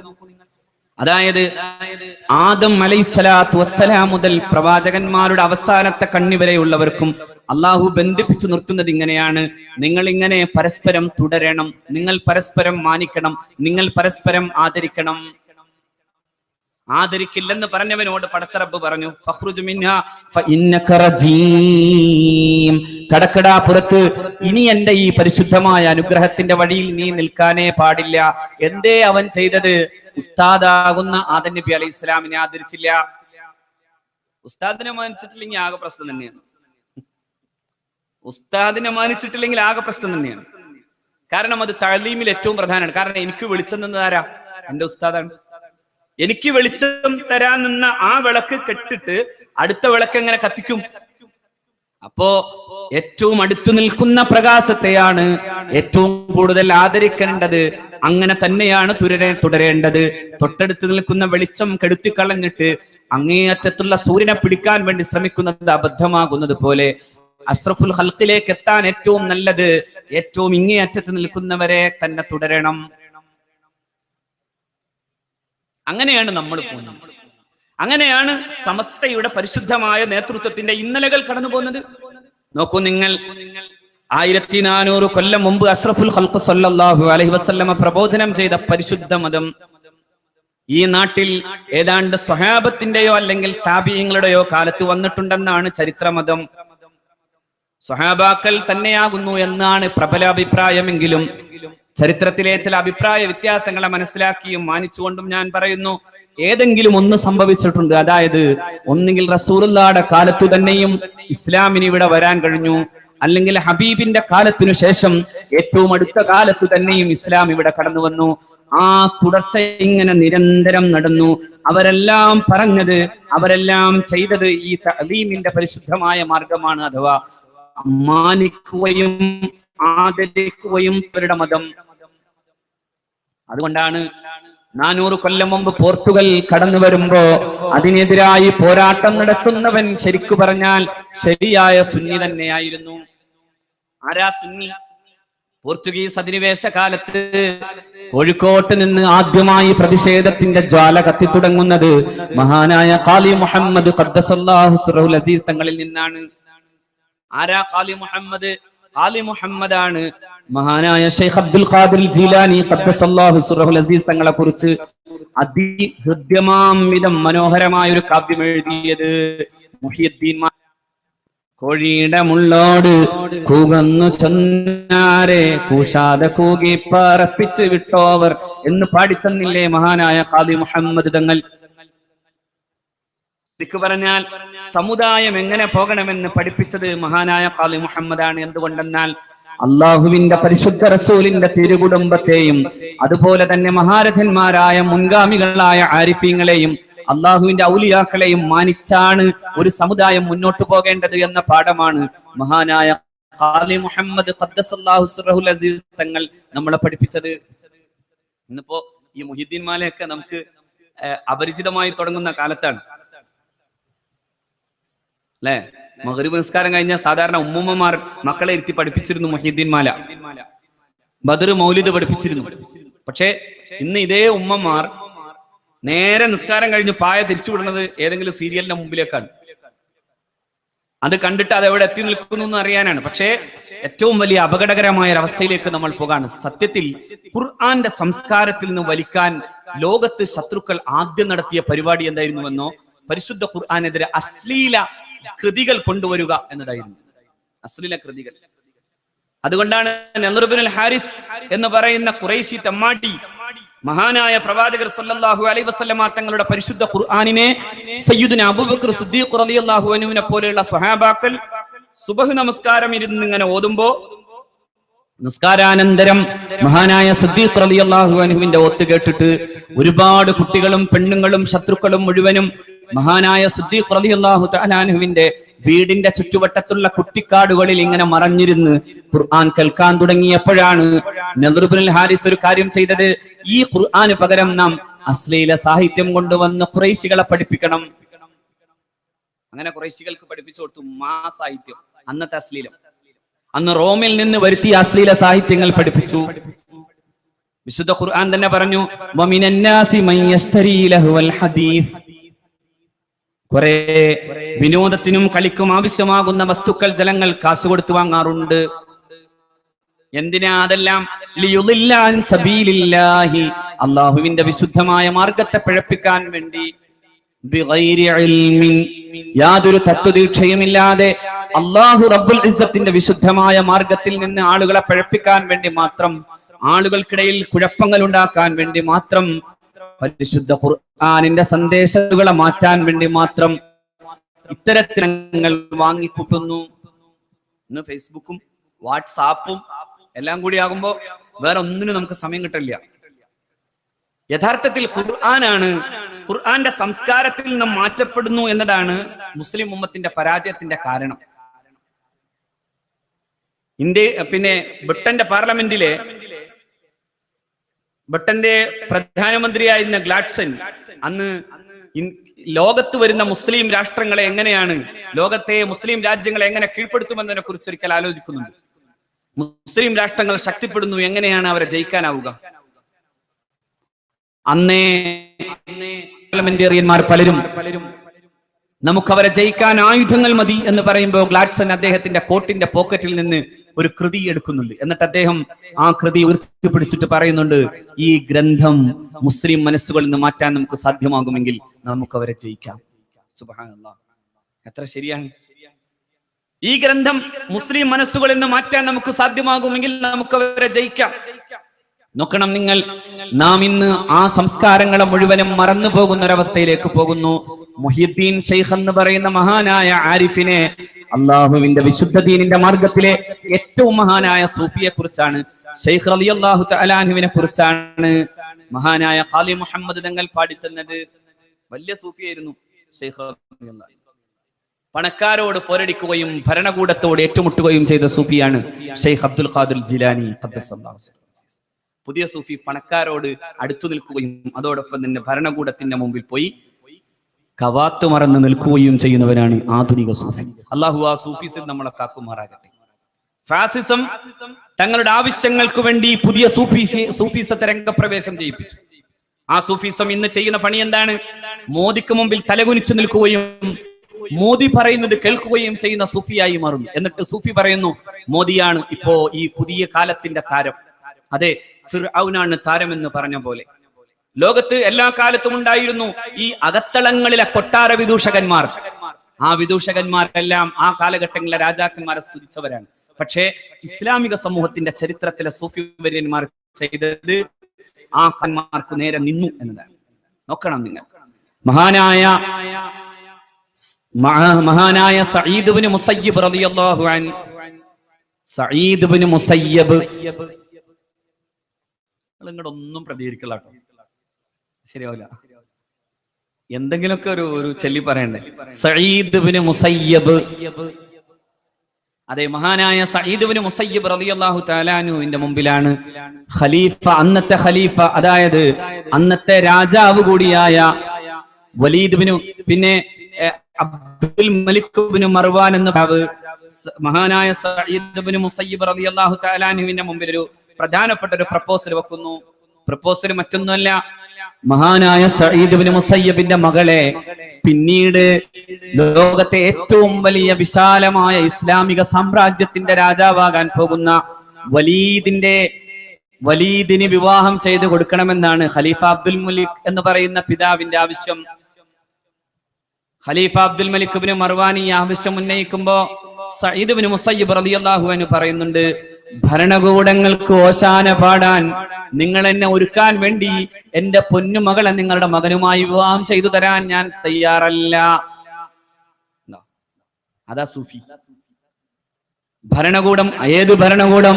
മുസ്ലിം ഭരണകൂടമായിരുന്നിട്ട് പോലും ആ മുസ്ലിം ഭരണകൂടത്തിന് ഓശാന പാടാൻ, എന്റെ മകളെ വിവാഹം ചെയ്ത കുടുംബ ബന്ധത്തിന്റെ പേരുണ്ടാക്കാൻ നിങ്ങൾക്ക് എന്റെ മകളെ വിവാഹം ചെയ്തു തരാൻ ഞാൻ തയ്യാറല്ല. ദണ്ഡന പീഡനങ്ങൾക്ക് ശേഷം പോലും തയ്യാറാകാതെന്നു സഈദ്. ഒടുക്കം സഈദ് ഇബ്നു മുസയ്യിബ് റളിയല്ലാഹു അൻഹുവിന്റെ മുമ്പിൽ ഭരണകൂടം തലകുനിച്ചു നിൽക്കേണ്ടി വന്നു. ആ മകളെ വിവാഹം ചെയ്തു കൊടുത്തത് ആർക്കെന്നറിയോ? ആ പരിശുദ്ധ ദർസിൽ ഇരുന്ന് എപ്പോഴും ദർസിൽ കിതാബ് ഓതി പഠിച്ചിരുന്ന ചെറുപ്പക്കാരൻ പിന്നീട് ദിവസങ്ങൾ കഴിഞ്ഞിട്ടും വീട്ടിലേക്ക് പോകാതെ വന്നപ്പോ ഗുരു തന്റെ പ്രിയപ്പെട്ട ശിഷ്യനോട് ചോദിക്കുന്നുണ്ട്, മോനെ എന്തേ നീ വീട്ടിൽ പോകാത്തത്? സഈദ് ഇബ്നു മുസയ്യിബിനോട് പ്രിയപ്പെട്ട ശിഷ്യൻ പറഞ്ഞു, പ്രിയപ്പെട്ട ഗുരു, അങ്ങയുടെ അടുക്കൽ നിന്ന് പോകാൻ എന്റെ വീട്ടിൽ ഞാൻ ആരെയും കാത്തുവെക്കുന്നില്ല. കാരണം ഞാൻ എന്റെ ഭാര്യ എന്നിൽ നിന്ന് വിട്ടുപിരിഞ്ഞു പോയി. എനിക്കിനി ഭാര്യയില്ലാത്തത് കൊണ്ട് തന്നെ കുടുംബത്തിലേക്ക് പോകേണ്ട പ്രത്യേക. സഈദ് റളിയല്ലാഹു തആല അൻഹു ചോദിച്ചു, എന്നാ ഒരു പുനർവിവാഹമായി കൂടെ? സഈദ് റളിയല്ലാഹു തആല അൻഹുവിനോട് ആ കുട്ടി പറഞ്ഞു, ആ ചെറുപ്പക്കാരൻ മുതഅല്ലിമ പറഞ്ഞു, ഞാൻ വിവാഹം ചെയ്യാൻ ആലോചിച്ചാൽ പക്ഷേ ഇസ്ലാമിക സമൂഹത്തിന്റെ ചിട്ടപ്രകാരം മഹർ കൊടുക്കാനുള്ള സമ്പത്ത് എന്റെ കയ്യിലില്ലല്ലോ. സമ്പത്ത് കയ്യിലില്ലെന്ന് പറയുമ്പോ സഈദ് ഇബ്നു മുസയ്യിബ് റളിയല്ലാഹു അൻഹു തന്റെ കയ്യിലെ 2 ദിർഹം എടുത്തു കൊടുത്തിട്ട് പറയുന്നുണ്ട്, നിനക്കിതാ മഹർ കൊടുക്കാനുള്ള സമ്പത്ത് ഞാൻ തന്നിരിക്കുന്നു. സന്തോഷായി ആ ചെറുപ്പക്കാരന്. പക്ഷേ ആ ചെറുപ്പക്കാരൻ ചിരിച്ചു തീരുന്നതിന് മുമ്പ് തന്നെ പ്രിയപ്പെട്ട ഗുരുനാഥൻ പറയുന്നു, എന്റെ മോളെ ഞാൻ നിനക്ക് നിക്കാഹ് ചെയ്തു തരാൻ പോകാണ്. എന്റെ മകൾ ഫാത്തിമ എന്ന മകളെ ഞാൻ നിനക്ക് നിക്കാഹ് ചെയ്തു തരുകയാണ്. ലോകം കണ്ട ഏറ്റവും വലിയ സാമ്രാജ്യമായിരുന്ന ഇസ്ലാമിക സാമ്രാജ്യത്തിന്റെ പിന്നീട് വരാൻ പോകുന്ന പ്രഗത്ഭനായ രാജാവിന് വിവാഹം ചെയ്തു കൊടുക്കണമെന്ന് ആവശ്യപ്പെട്ടുകൊണ്ട് വന്ന ഭരണകൂടത്തെ തട്ടിത്തെറിപ്പിച്ചു നിൽക്കുന്ന പ്രിയപ്പെട്ട ഗുരുനാഥൻ ഒരു 2 ദിർഹം എടുത്ത് കൊടുക്കാൻ പോലും കഴിയാതിരിക്കുന്ന ശിഷ്യന് തന്റെ പൊന്നുമകളെ വിവാഹം ചെയ്തു കൊടുക്കുകയാണ്. അതാണ് സൂഫി. ഞാൻ പറയുന്നത് ആ സൂഫികളിൽ പ്രധാനിയാകുന്നു സയ്യിദുന അബ്ദുൽ ഖാദിർ ജീലാനി ഖദ്ദസല്ലാഹു സിർറുൽ അസീസ്. ആധിപത്യങ്ങളോട് ഏറ്റുമുട്ടിയ അബ്ദുൽ ഖാദിർ ജീലാനി, ഭരണകൂടങ്ങളുടെ നെറികേടുകൾക്കെതിരെ ഏറ്റവും ശക്തമായി നിന്ന മഹാനായ മുഹ്യിദ്ദീൻ ശൈഖ് അബ്ദുൽ ഖാദിർ ജീലാനി, പണക്കാരന്റെ സമ്പത്തിന്റെ പ്രൗഢിയുടെയും പൊങ്ങച്ചത്തിന്റെയും മുമ്പിൽ നിന്ന് പണക്കാരനെ അഭിസംബോധന ചെയ്ത ലോകം കണ്ട ഏറ്റവും പ്രഗത്ഭനായ സൂക്ഷ്മജ്ഞ അബ്ദുൽ ഖാദിർ ജീലാനി. ആ മഹാനവറുകളെയാണ് കേരളം ആദ്യം പഠിപ്പിക്കപ്പെട്ടത് മഹാനായ ഖാലി മുഹമ്മദ് ഖദ്ദസല്ലാഹു സിർറഹുൽ അസീസിലൂടെ. നോക്കൂ നിങ്ങൾ, അതേ ഖാലി മുഹമ്മദ് തന്നെയാണ് പോർച്ചുഗൽ അധിനിവേശത്തിനെതിരായി ഏറ്റവും ശക്തമായി നിന്നത്. അന്നത്തെ നായർ പടയാളികൾ ജയിച്ചപ്പോ സാമൂതിരി രാജാവിന്റെ നായർ പടയാളികൾക്ക് വേണ്ടിയാണ് മഹാനവർകൾ ഫത്ഹുൽ മുബീൻ എന്ന് പറയുന്ന ഗ്രന്ഥം തന്നെ എഴുതിയത്. ഇങ്ങനെ പോന്നിട്ടുണ്ട് നാം എന്ന് സൂചിപ്പിക്കാനാണ്. ഇങ്ങനെയാ നമ്മൾ പോന്നത്. 926 ഉണ്ടായ ഒരു പുതിയ പ്രതിഭാസം എന്ന അർത്ഥത്തിലല്ല, തുടർച്ചയുടെ പ്രതിഭാസമാണത്. ഏത് തുടർച്ച? സുന്നത്തു ജമാഅത്തിന്റെ തുടർച്ച. ഏതു രീതിയിൽ? അള്ളാഹു ആദരിക്കാൻ പറഞ്ഞവരെ ആദരിക്കണമെന്ന പാഠം കേരളത്തിലെ മുസ്ലിങ്ങളെ പഠിപ്പിച്ചതാണ് മഹാന്മാരായ സുന്നി ഉലമാക്കൾ. അതായത് മഹാനായ സയ്യിദുന അബ്ദുൽ ഖാദിർ ജീലാനി മഹാനവർകളെ സ്നേഹിക്കണമെന്ന് പഠിപ്പിക്കാൻ എഴുത്തച്ഛൻ അധ്യാത്മരാമായണം എഴുതുന്നതിന് മുമ്പ് കേരളത്തിലെ മനോഹരമായ മലയാള സാഹിത്യത്തിന് ഏറ്റവും മനോഹരമായ കാവ്യബിംബങ്ങൾ എഴുതി ചേർത്തത് മഹാനായ ഖാലി മുഹമ്മദാണ് ഖദ്ദസല്ലാഹു. എഴുത്തച്ഛന്റെ അധ്യാത്മരാമായണത്തിന് മുമ്പ് മലയാളി മനസ്സാദ്യം കണ്ടത് മഹാനായ അബ്ദുൽ ഖാദിർ ജീലാനി തങ്ങളെ കുറിച്ച് എഴുതിയ മലയാളത്തിന്റെ മനസ്സിനെ, അതായത് മുസ്ലിം കുടിലുകളും കൊട്ടാരങ്ങളും നിറഞ്ഞു നിന്നിരുന്നു മഹാനായ ഖാലി മുഹമ്മദിന്റെ ഈ കാവ്യമാല, അതായത് ഷെയ്ഖ് അബ്ദുൽ ഖാദിർ ജീലാനി ഖദ്ദസല്ലാഹു സിർറുൽ അസീസ് തങ്ങളെ കുറിച്ച്. പിന്നെ വന്നവരും അത് തന്നെ പറഞ്ഞു, അല്ലെ? പിന്നെ വന്നവരും അത് തന്നെ പറഞ്ഞു. പോർച്ചുഗലിനെതിരെ പൊരുതുമ്പോഴും മഹാനായ ഷെയ്ഖ് സൈനുദ്ദീൻ മഖ്ദൂം ഒന്നാമനും സൈനുദ്ദീൻ മഖ്ദൂം രണ്ടാമനും കേരളത്തിലെ മഹല്ലുകളിലെ ഇസ്ലാമിക ചൈതന്യത്തിന് നേതൃത്വം കൊടുത്തു. അതോടൊപ്പം തന്നെ മഹാരഥന്മാർ അന്ന് ദർസ് നടത്തി. ലോകം കണ്ട ഏറ്റവും വലിയ ദർസുകളിൽ ഒന്നായി പൊന്നാനിയിലെ ദർസ്. ആ ദർസ് ഒരർത്ഥത്തിൽ പറഞ്ഞാൽ ജ്ഞാനത്തിന്റെ മക്ക എന്ന അർത്ഥത്തിൽ വിദേശങ്ങളിലെ മഹാപണ്ഡിതന്മാർക്ക് പോലും ഇവിടെ വന്നിരുന്നാണ് ദർസിന് ഇവിടെ വന്നിരുന്ന് മുത്തല്ലിമാകാൻ കഴിയും വിധം അത്രമേൽ ഗംഭീരമായ ദർസായിരുന്നു പൊന്നാനി ദർസ്. എന്നാലോ ആ സൈനുദ്ദീൻ മഖ്ദൂം തങ്ങൾ എന്താ പറഞ്ഞത്? സൈനുദ്ദീൻ മഖ്ദൂമാണ് കടൽ തീരങ്ങളിലെ പാവപ്പെട്ട മനുഷ്യർ ചെന്നിട്ട് പൊന്നു തങ്ങളെ ഞങ്ങൾക്ക് വേണ്ടി ഞങ്ങളുടെ വ്യാധിയും ആധിയും രോഗങ്ങളും മാറാൻ വേണ്ടി പ്രത്യേകം ദുആ ചെയ്യണമെന്ന് ആവശ്യപ്പെട്ടപ്പോ സൈനുദ്ദീൻ മഖ്ദൂം തങ്ങൾ പറഞ്ഞു, നിങ്ങളുടെ പ്രശ്നങ്ങൾ മാറാൻ ഒറ്റ പണിയേ ഞാൻ ചെയ്യുന്നുള്ളൂ, ഒരു ഒറ്റമൂലി നിങ്ങൾക്ക് ഞാൻ മന്ത്രിച്ചു തരാം, മറ്റൊന്നുമല്ല, അത് റസൂലാണ് സല്ലല്ലാഹു അലൈഹി വസല്ലമ തങ്ങളോടുള്ള സ്നേഹമാണ്. അതിന് നിങ്ങൾ ചെയ്യേണ്ടത് പുണ്യ നബി സല്ലല്ലാഹു അലൈഹി വസല്ലമയുടെ പേരിൽ മദ്ഹ് ചെയ്യണം. നബി തിരുമേനിയെ മദ്ഹ് ചെയ്യാൻ വേണ്ടി അന്നുണ്ടായിരുന്ന വിശാലമായിരുന്ന മദ്ഹുകളെ മുഴുവനും മഹാനവറുകൾ ഒന്ന് ചുരുക്കിയെടുത്തു. എന്നിട്ട് അതിനൊരു പ്രത്യേക പേരിട്ടു, മൻഖൂസ്. ചുരുക്കിയതാണ് മൻഖൂസ് മൗലിദ്. എന്താ മൻഖൂസ് മൗലിദിൽ? ഇർതകബ്തു അലൽ ഖത്താ ഗൈറ ഹസ്രിൻ വഅദദ് ലക അസ്കൂ ഫീഹി യാ സയ്യിദി ഖൈറൻ നബി അസ്സലാത്തു അലൻ നബി.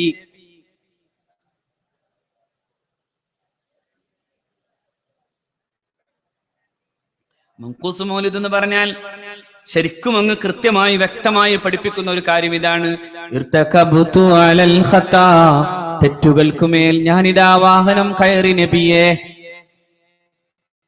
ഗൈറ ഹസ്രിൻ വഅദദ്, ഇല്ലാത്ത വിധം ഞാൻ നബിയെ ഞാൻ തെറ്റു ചെയ്തിരിക്കുന്നു. ലക അഷ്കു, ഞാൻ അങ്ങയോട് തന്നെ പരാതി പറയുന്നു.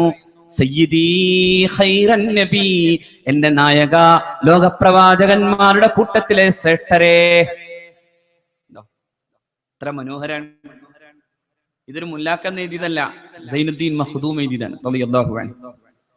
ഫത്ഹുൽ മുഈൻ എഴുതിയ സൈനുദ്ദീൻ മഖ്ദൂം ലോകം കണ്ട ഏറ്റവും പ്രഗത്ഭരിൽ പ്രഗത്ഭനായ പണ്ഡിത ശ്രേഷ്ഠരിൽ ഒരാളായ സൈനുദ്ദീൻ മഖ്ദൂം. ആ സൈനുദ്ദീൻ മഖ്ദൂമാണ് കേരളത്തിലെ മുസ്ലിങ്ങൾക്ക് ഒരു ഒറ്റമൂലി കൊടുത്തത് മൻഖൂസ് മൗലിദ്. നബിയെ പൊന്നാനിൽ നിന്നും കോഴിക്കോട്ട് നിന്നും അതുപോലെ തന്നെ ഈ കുട്ടമ്പൂരിൽ നിന്നും വിളിക്കാമെന്ന് പഠിപ്പിച്ചു സൈനുദ്ദീൻ മഖ്ദൂം. അങ്ങനെ വിളിച്ചതിന്റെ പേരിൽ ലോട്ടറി എടുക്കാൻ നിൽക്കുന്നവൻ പറഞ്ഞു കൊടുക്കുന്നത് പോലെ ശിർക്ക് ശിർക്ക് ശിർക്ക് എന്ന് പറയാൻ ഒരു അധികാരവുമില്ലെന്ന് പഠിപ്പിച്ചു സൈനുദ്ദീൻ മഖ്ദൂം. ഈ ലോട്ടറി കച്ചവടക്കാർ പറയില്ലേ, നാളെ നാളെ നാളെ നാളെ നാളെ എന്ന് പറഞ്ഞാൽ ചില ആളുകൾ നാട്ടിലൊക്കെ നടന്നിട്ട് പറയാ ശിർക്ക് ശിർക്ക് ശിർക്ക് എല്ലാം. സൈനുദ്ദീൻ മഖ്ദൂം തെറ്റു ചെയ്തു ഞാൻ, ഗൈറ ഹസ്രിൻ വഅദദ്, അതിനെണ്ണവും തിട്ടവുമില്ലാത്ത വിധം തെറ്റു ചെയ്തു നബിയെ. അതിന് ലക അഷ്കൂ, അങ്ങയോട് തന്നെ ഞാൻ പരാതി പറയുന്നു. അങ്ങയോടും പടച്ചോനോടും പരാതി പറയുന്നു എന്നല്ല, അങ്ങയോട് തന്നെ ഞാൻ പരാതി പറയുന്നു നബിയെ. അങ്ങനെ പറയാൻ എന്തധികാരം സയ്യിദുന മഹാനായ സൈനുദ്ദീൻ മഖ്ദൂം തങ്ങൾക്ക്? അതേ അധികാരമുണ്ടെന്ന് മഹാനവരൽക്കറിയാം. പരിശുദ്ധ ഖുർആൻ അഷ്റഫുൽ ഖൽഖിന്റെ അടുക്കൽ പോയിരുന്ന് നിങ്ങൾ അള്ളാഹുവിന്റെ പ്രവാചകനോട് പറയുകയും പ്രവാചകൻ അള്ളാഹുവിനോട് പൊറുക്കലിനെ തേടുകയും അവർ അള്ളാഹുവിനോട് പൊറുക്കലിനെ തേടുകയും ചെയ്താൽ അവർക്ക് മാപ്പുണ്ടെന്ന് പറയുന്നുണ്ട് വിശുദ്ധ ഖുർആൻ. വലൗ അന്നഹും ളലമു അൻഫുസഹും ജാഊക ഫസ്തഗ്ഫിറുല്ലാഹ വസ്തഗ്ഫറ ലഹുമുർ റസൂൽ ലവജദുല്ലാഹ തവ്വാബർ റഹീമാ.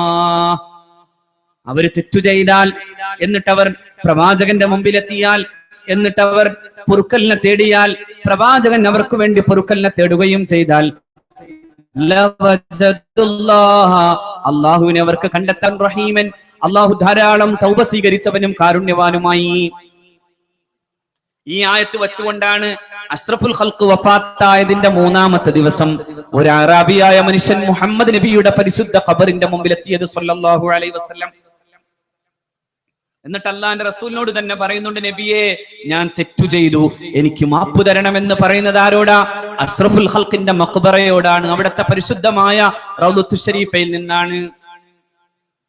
ഈ ആയത്തിനെ വിശദീകരിക്കുന്നോടത്ത് മഹാന്മാരായ മുഫസ്സിരീങ്ങൾ പറയുന്നു, സയ്യിദുന അലി ഇബ്നു അബി ത്വാലിബ് റളിയല്ലാഹു തആല അൻഹു റിപ്പോർട്ട് ചെയ്യുന്നു, ഖദിമ അലൈനാ അറാബിയുൻ, നബി തിരുമേനിയുടെ സാന്നിധ്യത്തിൽ അവിടുത്തെ റൗളത്തുൽ ശരീഫയിൽ ഞങ്ങൾ നിൽക്കുമ്പോ ഞങ്ങളുടെ അടുക്കലേക്ക് ഒരു അറാബിയായ മനുഷ്യൻ കടന്നു വന്നു.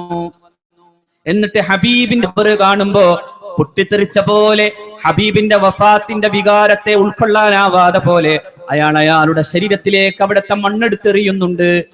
എന്നിട്ട് പറയുന്നുണ്ട്, അല്ലാഹുവിന്റെ റസൂലേ, ഇന്നി ഖദ് ളലംതു നഫ്സി യാ റസൂലല്ലാഹ്, ഞാൻ തെറ്റു ചെയ്തിരിക്കുന്നു നബിയേ.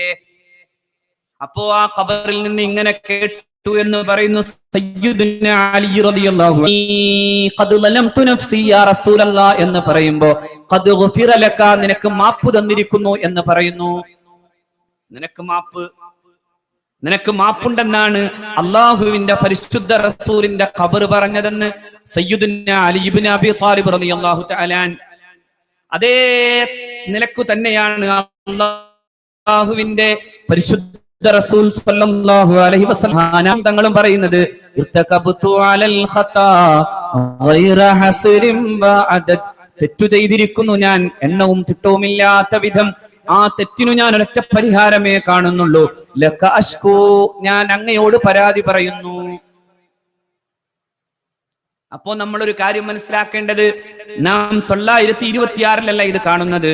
400, 500, 600 കൊല്ലം മുമ്പേ കേരളത്തിലെ മുസ്ലിങ്ങളുടെ ആചാരങ്ങൾ ഈ അർത്ഥത്തിൽ തന്നെ മുന്നോട്ട് പോയതാണ്. 926 പിന്നെ എന്തേ ഉണ്ടായത്? 920കളിൽ കേരളത്തിലെ മുസ്ലിം ഉമ്മത്ത് ഖിലാഫത്ത് പ്രക്ഷോഭവുമായി ബന്ധപ്പെട്ട് മുസ്ലിം ഉമ്മത്ത് ബ്രിട്ടീഷുകാരന്റെ മുമ്പിൽ നിന്നു. അന്നും അവന് നേതൃത്വം കൊടുത്തതാരാ? സയ്യിദും ആലിമുമാണ്. അന്നും ഖിലാഫത്ത് പ്രക്ഷോഭത്തിന്റെ മുമ്പും ബ്രിട്ടീഷുകാർക്കെതിരെയുള്ള പോരാട്ടത്തിന് അവർക്ക് നേതൃത്വം കൊടുത്തത് മഹാന്മാരായ ഉലമാക്കൾ. ചവക്കാട്ടങ്ങാടിയിലെ തുക്കടി സാഹിബിന്റെ മുമ്പിൽ ചെന്ന് നിന്നാണ് ഒരു മനുഷ്യൻ പറഞ്ഞത്, നിനക്കു നികുതി തരാൻ എനിക്ക് മനസ്സില്ലടാ, നിന്റെ രാജാവിന് നികുതി തരാൻ എനിക്ക് മനസ്സില്ലടാ. കാരണം എന്റെ നാട് സാമൂതിരി രാജാക്കന്മാർ ഭരിച്ചിരുന്ന എന്റെ നാട്, പിന്നീട് ടിപ്പുവിന്റെ പടയോട്ട കാലത്ത് ടിപ്പു ഭരിച്ച എന്റെ നാട്, അനധികൃതമായി എന്റെ മണ്ണും എന്റെ നാടിന്റെ മാനവും കവർന്ന നിനക്ക് നിന്റെ അധികാരത്തിന്റെ മുമ്പിൽ ഞാൻ നിനക്ക് നികുതി തരാൻ ഞാൻ മനസ്സ് വെക്കുന്നില്ലെന്ന് പറഞ്ഞത് മഹാനായ ഉമറുൽ ഖാദി ഖദ്ദസല്ലാഹു സിർറഹുൽ അസീസ്. ഏത് ഉമർ ഖാദി? ബ്രിട്ടീഷ് അധികാരത്തിന്റെ മുമ്പിൽ, സൂര്യസ്തമിക്കാത്ത മഹാസാമ്രാജ്യത്തിന്റെ ചക്രവർത്തിയുടെ ഉദ്യോഗസ്ഥന്റെ മുമ്പിൽ, ആ അധികാര ഗർഭിന്റെ മുമ്പിൽ നിൽക്കാൻ കഴിഞ്ഞ ഉമർ ഖാദി. അതേസമയം അഷ്റഫുൽ ഖൽഖിന്റെ പരിശുദ്ധമായ റൗളത്തു ശരീഫയുടെ മുമ്പിൽ പോയി നിൽക്കുന്നുണ്ട് ഉദയ ഉമർ ഖാദി. എന്നിട്ട് ഉമർ ഖാദി പാടുന്നത് ഇങ്ങനെയാണ്, യാ അക്രമൽ ഖുറമാ അലാ അതാബികും ഉമറുൽ ഫഖീറുൽ മുർതജി ലി ജനാബികും. ഏ ബഹുമാന്യരിൽ ബഹുമാന്യരെ, അങ്ങയുടെ മട്ടുപ്പാവിൽ ഒരു പാവപ്പെട്ട ഉമർ വന്നു നിൽക്കുന്നുണ്ട് നബിയെ. കണ്ണുനീരു കൊണ്ടാണ് അങ്ങയുടെ ഈ പടിവാതിൽ ഉമർ അവന്റെ അശ്രുപൂജ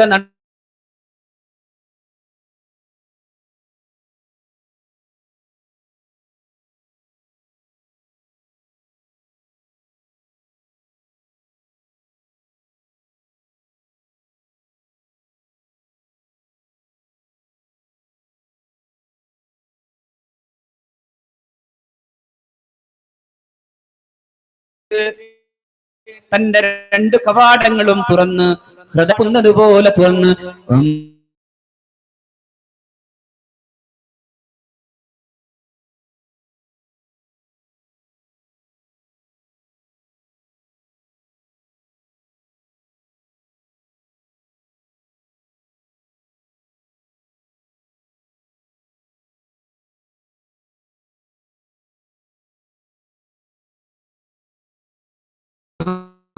ഉമർ ഖാദി ഈ അശ്രുപൂജ കൊണ്ട്, നബിയെ ഞാൻ അങ്ങയുടെ മട്ടുപ്പാവിൽ ഒരു പാവം ഉമർ വന്നു നിന്ന് കരയുന്നു നബിയെ.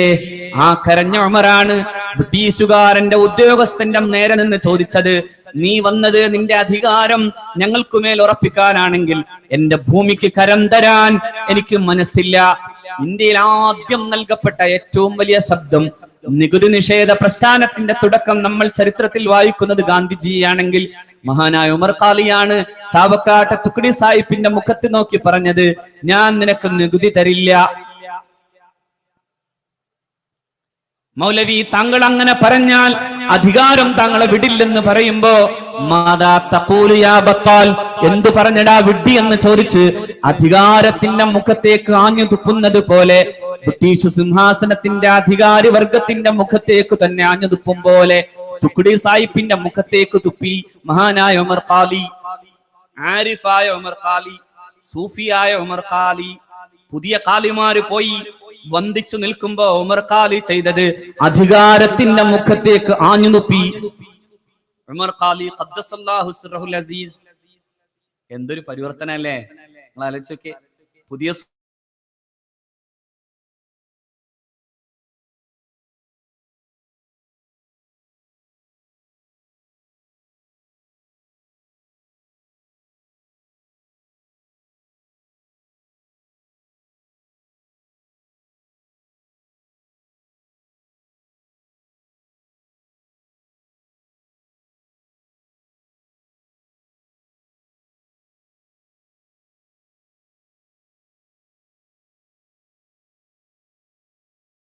ലേക്ക് പോകുമ്പോ ഉമർ ഖാലി തങ്ങൾ കത്തെഴുതി.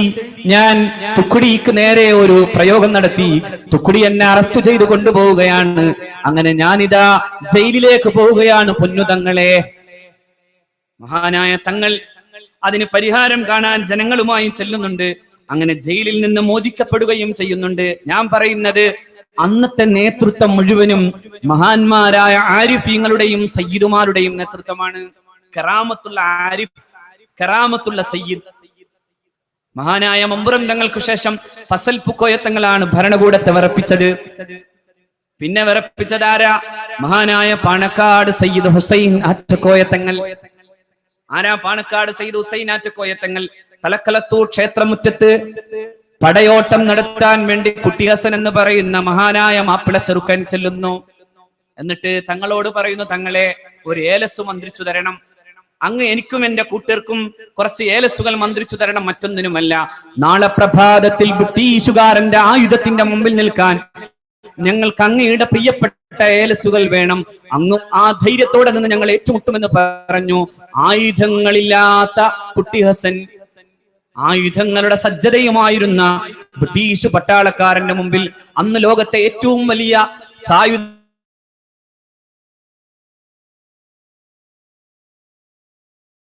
തങ്ങൾ ഏലസ്. ഇന്ന് തുടങ്ങിയതല്ല ഉറുക്ക്, അന്നുണ്ട് ഉറുക്ക്. ഇന്ന് ചിലര് പറയണത്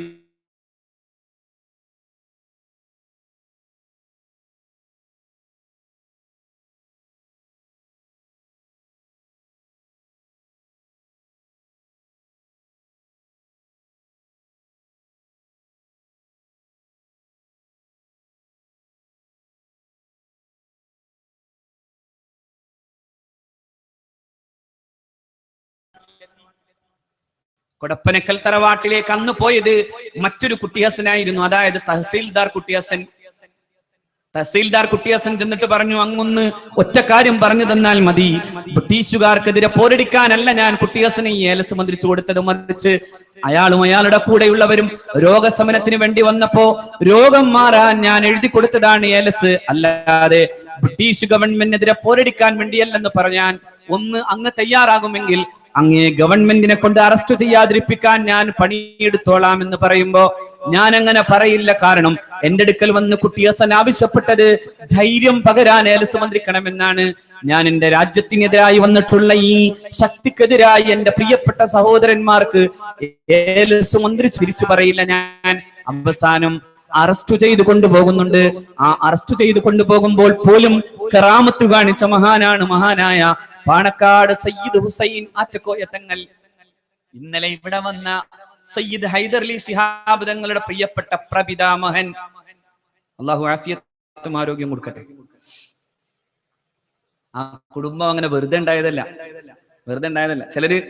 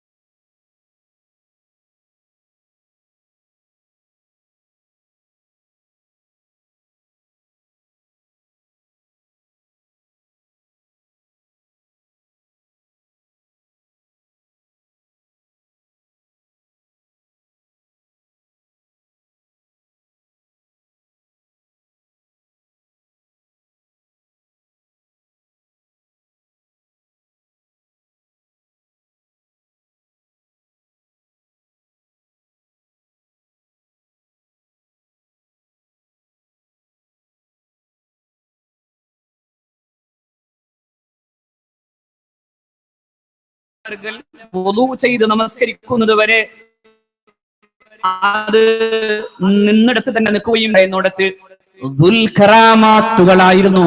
അതായത് കറാമത്തുകളുടെ ഉടമസ്ഥരായിരുന്നു മഹാന്മാരായ മുൻഗാമികൾ. ആ പരിശുദ്ധമായ പാന്താവണക്കാട് സയ്യിദ് കുടുംബത്തിന്റെയും ആരിഫീങ്ങളായ ഉലമാക്കളുടെയും നേതൃത്വത്തിന്റെ കീഴിൽ 926 നാം ഒരു സംഘടന ഉണ്ടാക്കുന്നത് സമസ്ത കേരള ജംഇയ്യത്തുൽ ഉലമ. അത് വെറുതെ ഉണ്ടായതല്ല, മറിച്ച് അത് അഷ്റഫുൽ ഖൽഖിന്റെ പരിശുദ്ധമായ പാരമ്പര്യവും ആ പരിശുദ്ധമായ വഴിയെ കടന്നു പോകുന്ന താബിഈന്റെയും താബിഈത്തിലൂടെ നമുക്ക് വെളിച്ചം തന്ന ഗുരുനാഥന്മാരുടെ പാരമ്പര്യവും ഒത്തുചേർന്നുണ്ടായതാണ് സമസ്ത. രണ്ടും കൂടി, ഒന്ന് റസൂലുള്ളാഹിയുടെ കുടുംബമുണ്ട്, ഒന്ന് ആരിഫീങ്ങളായ ഔലിയാക്കളായ ഉസ്താദുമാരുണ്ട്. ഇതിനെയാണ്, അതുകൊണ്ടാണ് പാങ്ങിൽ അഹമ്മദ് കുട്ടി മുസ്ലിയാരെ പോലെ മഹാരഥന്മാരായ പണ്ഡിതന്മാരുണ്ടായിട്ടും മഹാനായ വരക്കൽ മുല്ലക്കോയ തങ്ങൾ വേണം പ്രസിഡന്റ് ആകാനെന്ന് തീരുമാനിച്ചു. സമസ്തയുടെ തുടക്കം, സമസ്തയുടെ പ്രസിഡന്റ് വലിയ പ്രതാപികളായ പണ്ഡിതന്മാരുണ്ടായിരുന്നിട്ട് പോലും വരക്കല തങ്ങൾ തന്നെയാകണം സമസ്തയുടെ പ്രസിഡന്റ് എന്ന് തീരുമാനിക്കുന്നത്. സയ്യിദ് തന്നെയാകണം ഈ പരിശുദ്ധമായ പതാകയുടെ തുടക്കക്കാരൻ. ഈ പരമ്പര അങ്ങനെ പോയി മറ്റൊരു സയ്യിദിൽ അവസാനിക്കണമെന്ന് ദുആ ചെയ്യുന്നു മഹാനായ വരക്കൽ മുല്ലക്കോയ തങ്ങൾ. അല്ലാഹുവേ, ഇത് അവസാനം മഹാനായ ഇമാം മഹദിയുടെ കൈകളിൽ ഈ പതാക ഇങ്ങനെ പാറുന്ന വിധം ഈ പ്രസ്ഥാനത്തെ നിലനിർത്തണേ എന്ന ദുആ ആണ്. 1.5 മണിക്കൂർ നീണ്ട ദുആ. അതുകൊണ്ടാണ് ഈ പ്രസ്ഥാനത്തിന് ഇപ്പോഴും സങ്കൂറ്റം. അള്ളാഹു നമുക്ക് അവരുടെ ഒപ്പം നിൽക്കാൻ അള്ളാഹു തൗഫീഖ് ചെയ്യട്ടെ. എന്തേ അതിനുശേഷമുണ്ടായ വിപ്ലവം നാം കാണുന്നു. കേരളം ലോകത്തിന് പോലും അത്ഭുതമായി മാറി. ഞാനൊരു 6 മാസം മുമ്പ് ഞാൻ അമേരിക്കയുടെ പ്രസിഡന്റിന്റെ തന്നെ വസതിയിൽ ഒരു സമ്മേളന പരിപാടിയുമായി പോയി. അമേരിക്കൻ പ്രസിഡന്റിന്റെ വൈറ്റ് ഹൗസിൽ ഒരു ഇന്റർഫെയ്ത്ത് ഡയലോഗ് പരിപാടിയിൽ പങ്കെടുത്തു. അങ്ങനെ ആ പരിപാടിയിൽ വെച്ച് ഞാൻ എന്നെ പരിചയപ്പെടുത്തിയപ്പോൾ ഞാൻ പറഞ്ഞു, ഞാൻ വരുന്നത് കേരളത്തിൽ നിന്നാണ് എന്ന് പറഞ്ഞു.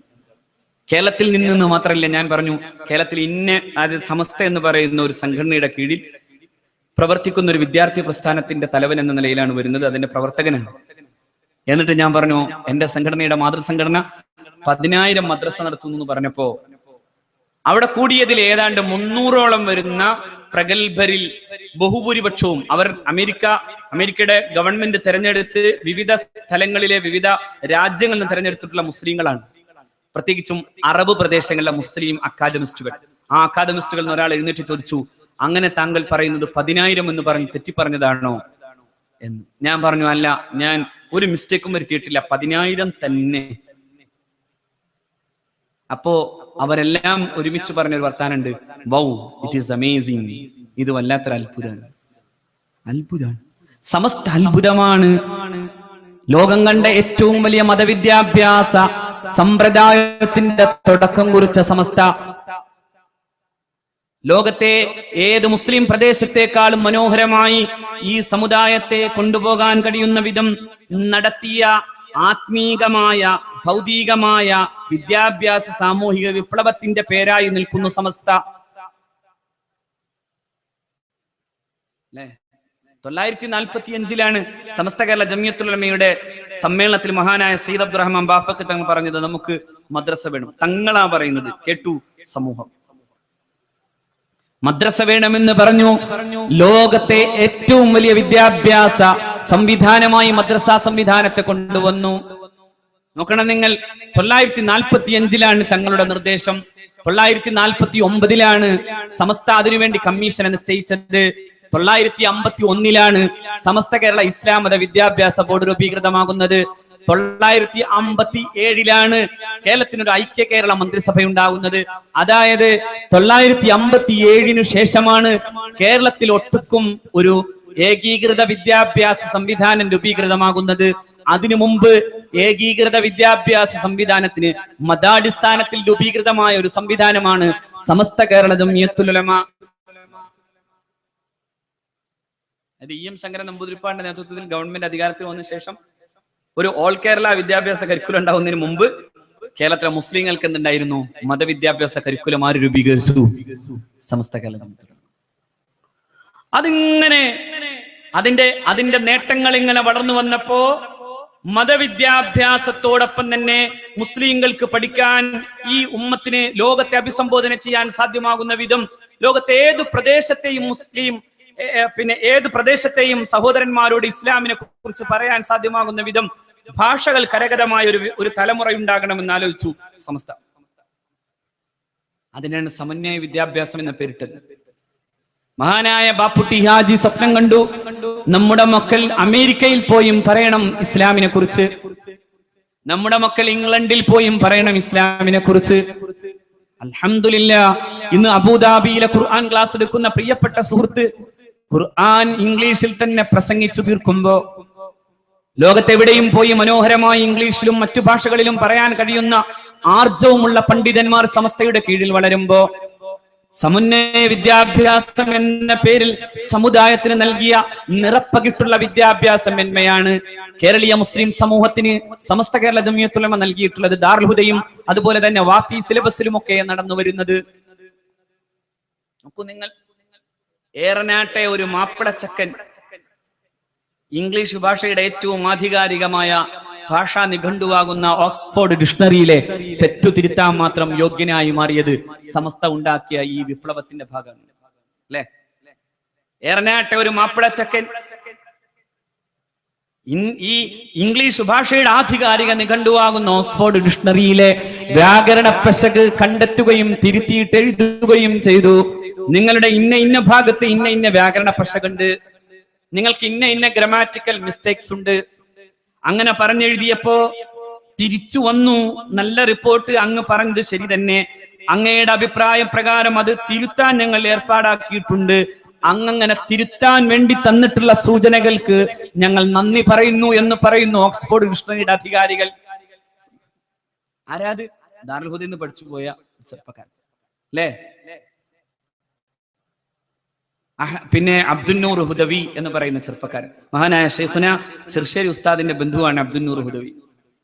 അവസാനമായി ഞാനും ഷെയ്ഖുനയും ഒരുമിച്ച് പങ്കെടുത്തൊരു യോഗം പിന്നെ അവിടുത്തെ പിന്നെ കൊണ്ടോട്ടിയടുത്തുള്ള സ്ഥലത്താണ്. അവിടെ വെച്ച് ഈ അബ്ദുന്നൂർ ഹുദവിക്ക് സമ്മാനം കൊടുത്തിട്ട്, പുരസ്കാരം കൊടുത്തിട്ട് മഹാനവകൾ ഇരുന്നിട്ട് എന്നോട് സംസാരിച്ചിരുന്നു. ഇത് എന്റെ കുട്ടിയാണ്, എന്റെ ബന്ധുവാണ് എന്ന് പറഞ്ഞിരുന്നു. ഞാൻ ആലോചിച്ചു പോയി, ഒരു കാലത്ത് മലയാളം തന്നെ കൃത്യമായി പറയില്ലെന്ന് ചില ആളുകൾ കളിയാക്കിയിരുന്ന, ചിലർ വലിയ പരിഷ്കാരികളാണെന്ന് പറഞ്ഞ് അലക്കിത്തേച്ച മലയാള ഭാഷയിൽ സംസാരിക്കുന്നത് ഞങ്ങൾ മാത്രമാണെന്ന് അഹങ്കരിച്ചിരുന്ന ഒരു കാലത്ത് നിന്ന് ഇന്ന് ഇംഗ്ലീഷ് ഭാഷാ നിഘണ്ടു തിരുത്താൻ മാത്രം യോഗ്യത നേടിയത് സമസ്തയുടെ മക്കളാണ്. അവിടേക്ക് നമ്മൾ എത്തി. അള്ളാഹു ഇനിയും മുന്നോട്ട് കൊണ്ടുപോകട്ടെ. അവിടേക്ക് എത്തി എന്ന് പറഞ്ഞ ഇംഗ്ലീഷ് ഭാഷ പഠിച്ചു എന്നുള്ളത് മാത്രം വലിപ്പായി കണ്ടുകൊണ്ടല്ല, അതും പറയാൻ മാത്രം യോഗ്യത നേടാവുന്ന വിധം ഭാഷയും ദീനും ജ്ഞാനവും കരഗതമാക്കിയ ഒരു സംവിധാനമായി സമസ്ത കേരള ജംഇയ്യത്തുൽ ഉലമയുടെ ഈ സംവിധാനങ്ങൾ മുന്നോട്ട് പോകുന്നു എന്നതാണ്. നമ്മളിപ്പോ കൊച്ചു മക്കൾക്ക് ഏറ്റവും അടിസ്ഥാനപരമായി മനഃശാസ്ത്രപരമായി പഠിപ്പിച്ചു കൊണ്ടുപോകാൻ സാധ്യമാകുന്ന വിധം അൽബിർ എന്ന പേരിൽ ഒരു സൈക്കോളജിക്കൽ ക്ലാസുകൾ നടത്താൻ പോവുകയാണ്. ഇൻഷാ അല്ലാഹ് എല്ലാ മദ്രസകളും അത് ഏറ്റെടുക്കണം. അതിനുള്ള സംവിധാനങ്ങളുടെയും ശാസ്ത്രീയമായ അതിന്റെ സംവിധാനങ്ങൾ സമസ്തയുടെ അഭിവന്ദരായ അത് സംവിധാനിക്കുന്ന നേതാക്കൾ പറഞ്ഞു തരും. അൽബിർ പോലെയുള്ള സംവിധാനങ്ങളിലൂടെ കൊച്ചു മക്കളിൽ നിന്ന് മനഃശാസ്ത്രപരമായ പഠനങ്ങൾ നടത്താൻ പോവാണ്. അതായത് കാലത്തിന്റെ മുന്നേ നടക്കാണ് സമസ്ത, എന്നും കാലത്തിന്റെ മുന്നേ നടന്നതാണ് സമസ്ത. നോക്കൂ നിങ്ങൾ, ലോകത്തെവിടെയും ഇതുപോലൊരു സംവിധാനമില്ല. അമേരിക്കയിൽ ചെന്ന് ഞാനത് പറയുമ്പോൾ ഇത്ര അത്ഭുതപ്പെടാൻ കാരണം, ലോകത്തെ അറബ് പ്രദേശങ്ങളിലെ തന്നെ മുസ്ലിങ്ങൾക്ക് പോലും ഇങ്ങനെ ഒരു സംവിധാനം ഉണ്ടാക്കാൻ കഴിഞ്ഞിട്ടില്ല. 10,000-കണക്കിന് മദ്രസകൾ, 100-കണക്കിന് കോളേജുകൾ, സർവകലാശാലയായി ദാറുൽ ഹുദ ഇസ്ലാമിക് യൂണിവേഴ്സിറ്റി, ഇനി വരാൻ പോകുന്ന വാഫി സിലബസിന്റെ ഏറ്റവും ഉന്നതമായ PG കോഴ്സ് വരുമ്പോ ലോകത്തെ തന്നെ ഏറ്റവും മനോഹരമായ മാതൃകകൾ സംവിധാനിക്കുന്നത് സമസ്തയുടെ കീഴിലാണ്, സമസ്ത കേരള ജംഇയ്യത്തുൽ ഉലമയുടെ കീഴിലാണ്. ആരെന്ത് വലിപ്പം പറഞ്ഞാലും സമസ്ത ഇങ്ങനെ മുന്നോട്ട് പോകാൻ. എന്നാലോ ഈ സമുദായത്തിൽ സമസ്ത കേരള ജംഇയ്യത്തുൽ ഉലമ ചെയ്ത മറ്റൊരു കാര്യം, ഈ സമൂഹത്തെ ഇതര സമൂഹങ്ങളോടൊപ്പം നടക്കാൻ പഠിപ്പിച്ചു എന്നുള്ളതാണ്. സച്ചാർ കമ്മീഷന്റെ റിപ്പോർട്ട് വന്നല്ലോ. എന്താ സച്ചാർ കമ്മീഷന്റെ റിപ്പോർട്ട്? മുസ്ലിങ്ങൾ ഇന്ത്യയിലെ ഏറ്റവും മോശമാണെന്നാണ്. Muslim situation is particularly worst in West Bengal, then in Bihar and UP. UP-യിലും ബീഹാറിലും ഏറ്റവും മോശമാണ് മുസ്ലിങ്ങൾ. പശ്ചിമ ബംഗാളിലെ മുസ്ലിങ്ങളെ കാണാൻ പലപ്പോഴായി യാത്ര ചെയ്തപ്പോ അവിടുത്തെ പള്ളികളിൽ സുജൂദ് ചെയ്ത് കരഞ്ഞു പോയിട്ടുണ്ട്.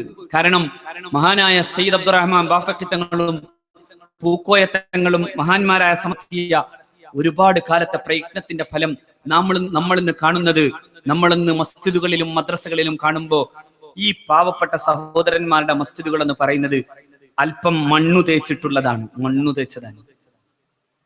അവിടെ സുജൂദ് ചെയ്തപ്പോ കരഞ്ഞുപോയി. കാരണം അതേ നടത്താൻ അവർക്ക് സാധ്യമാവുന്നു.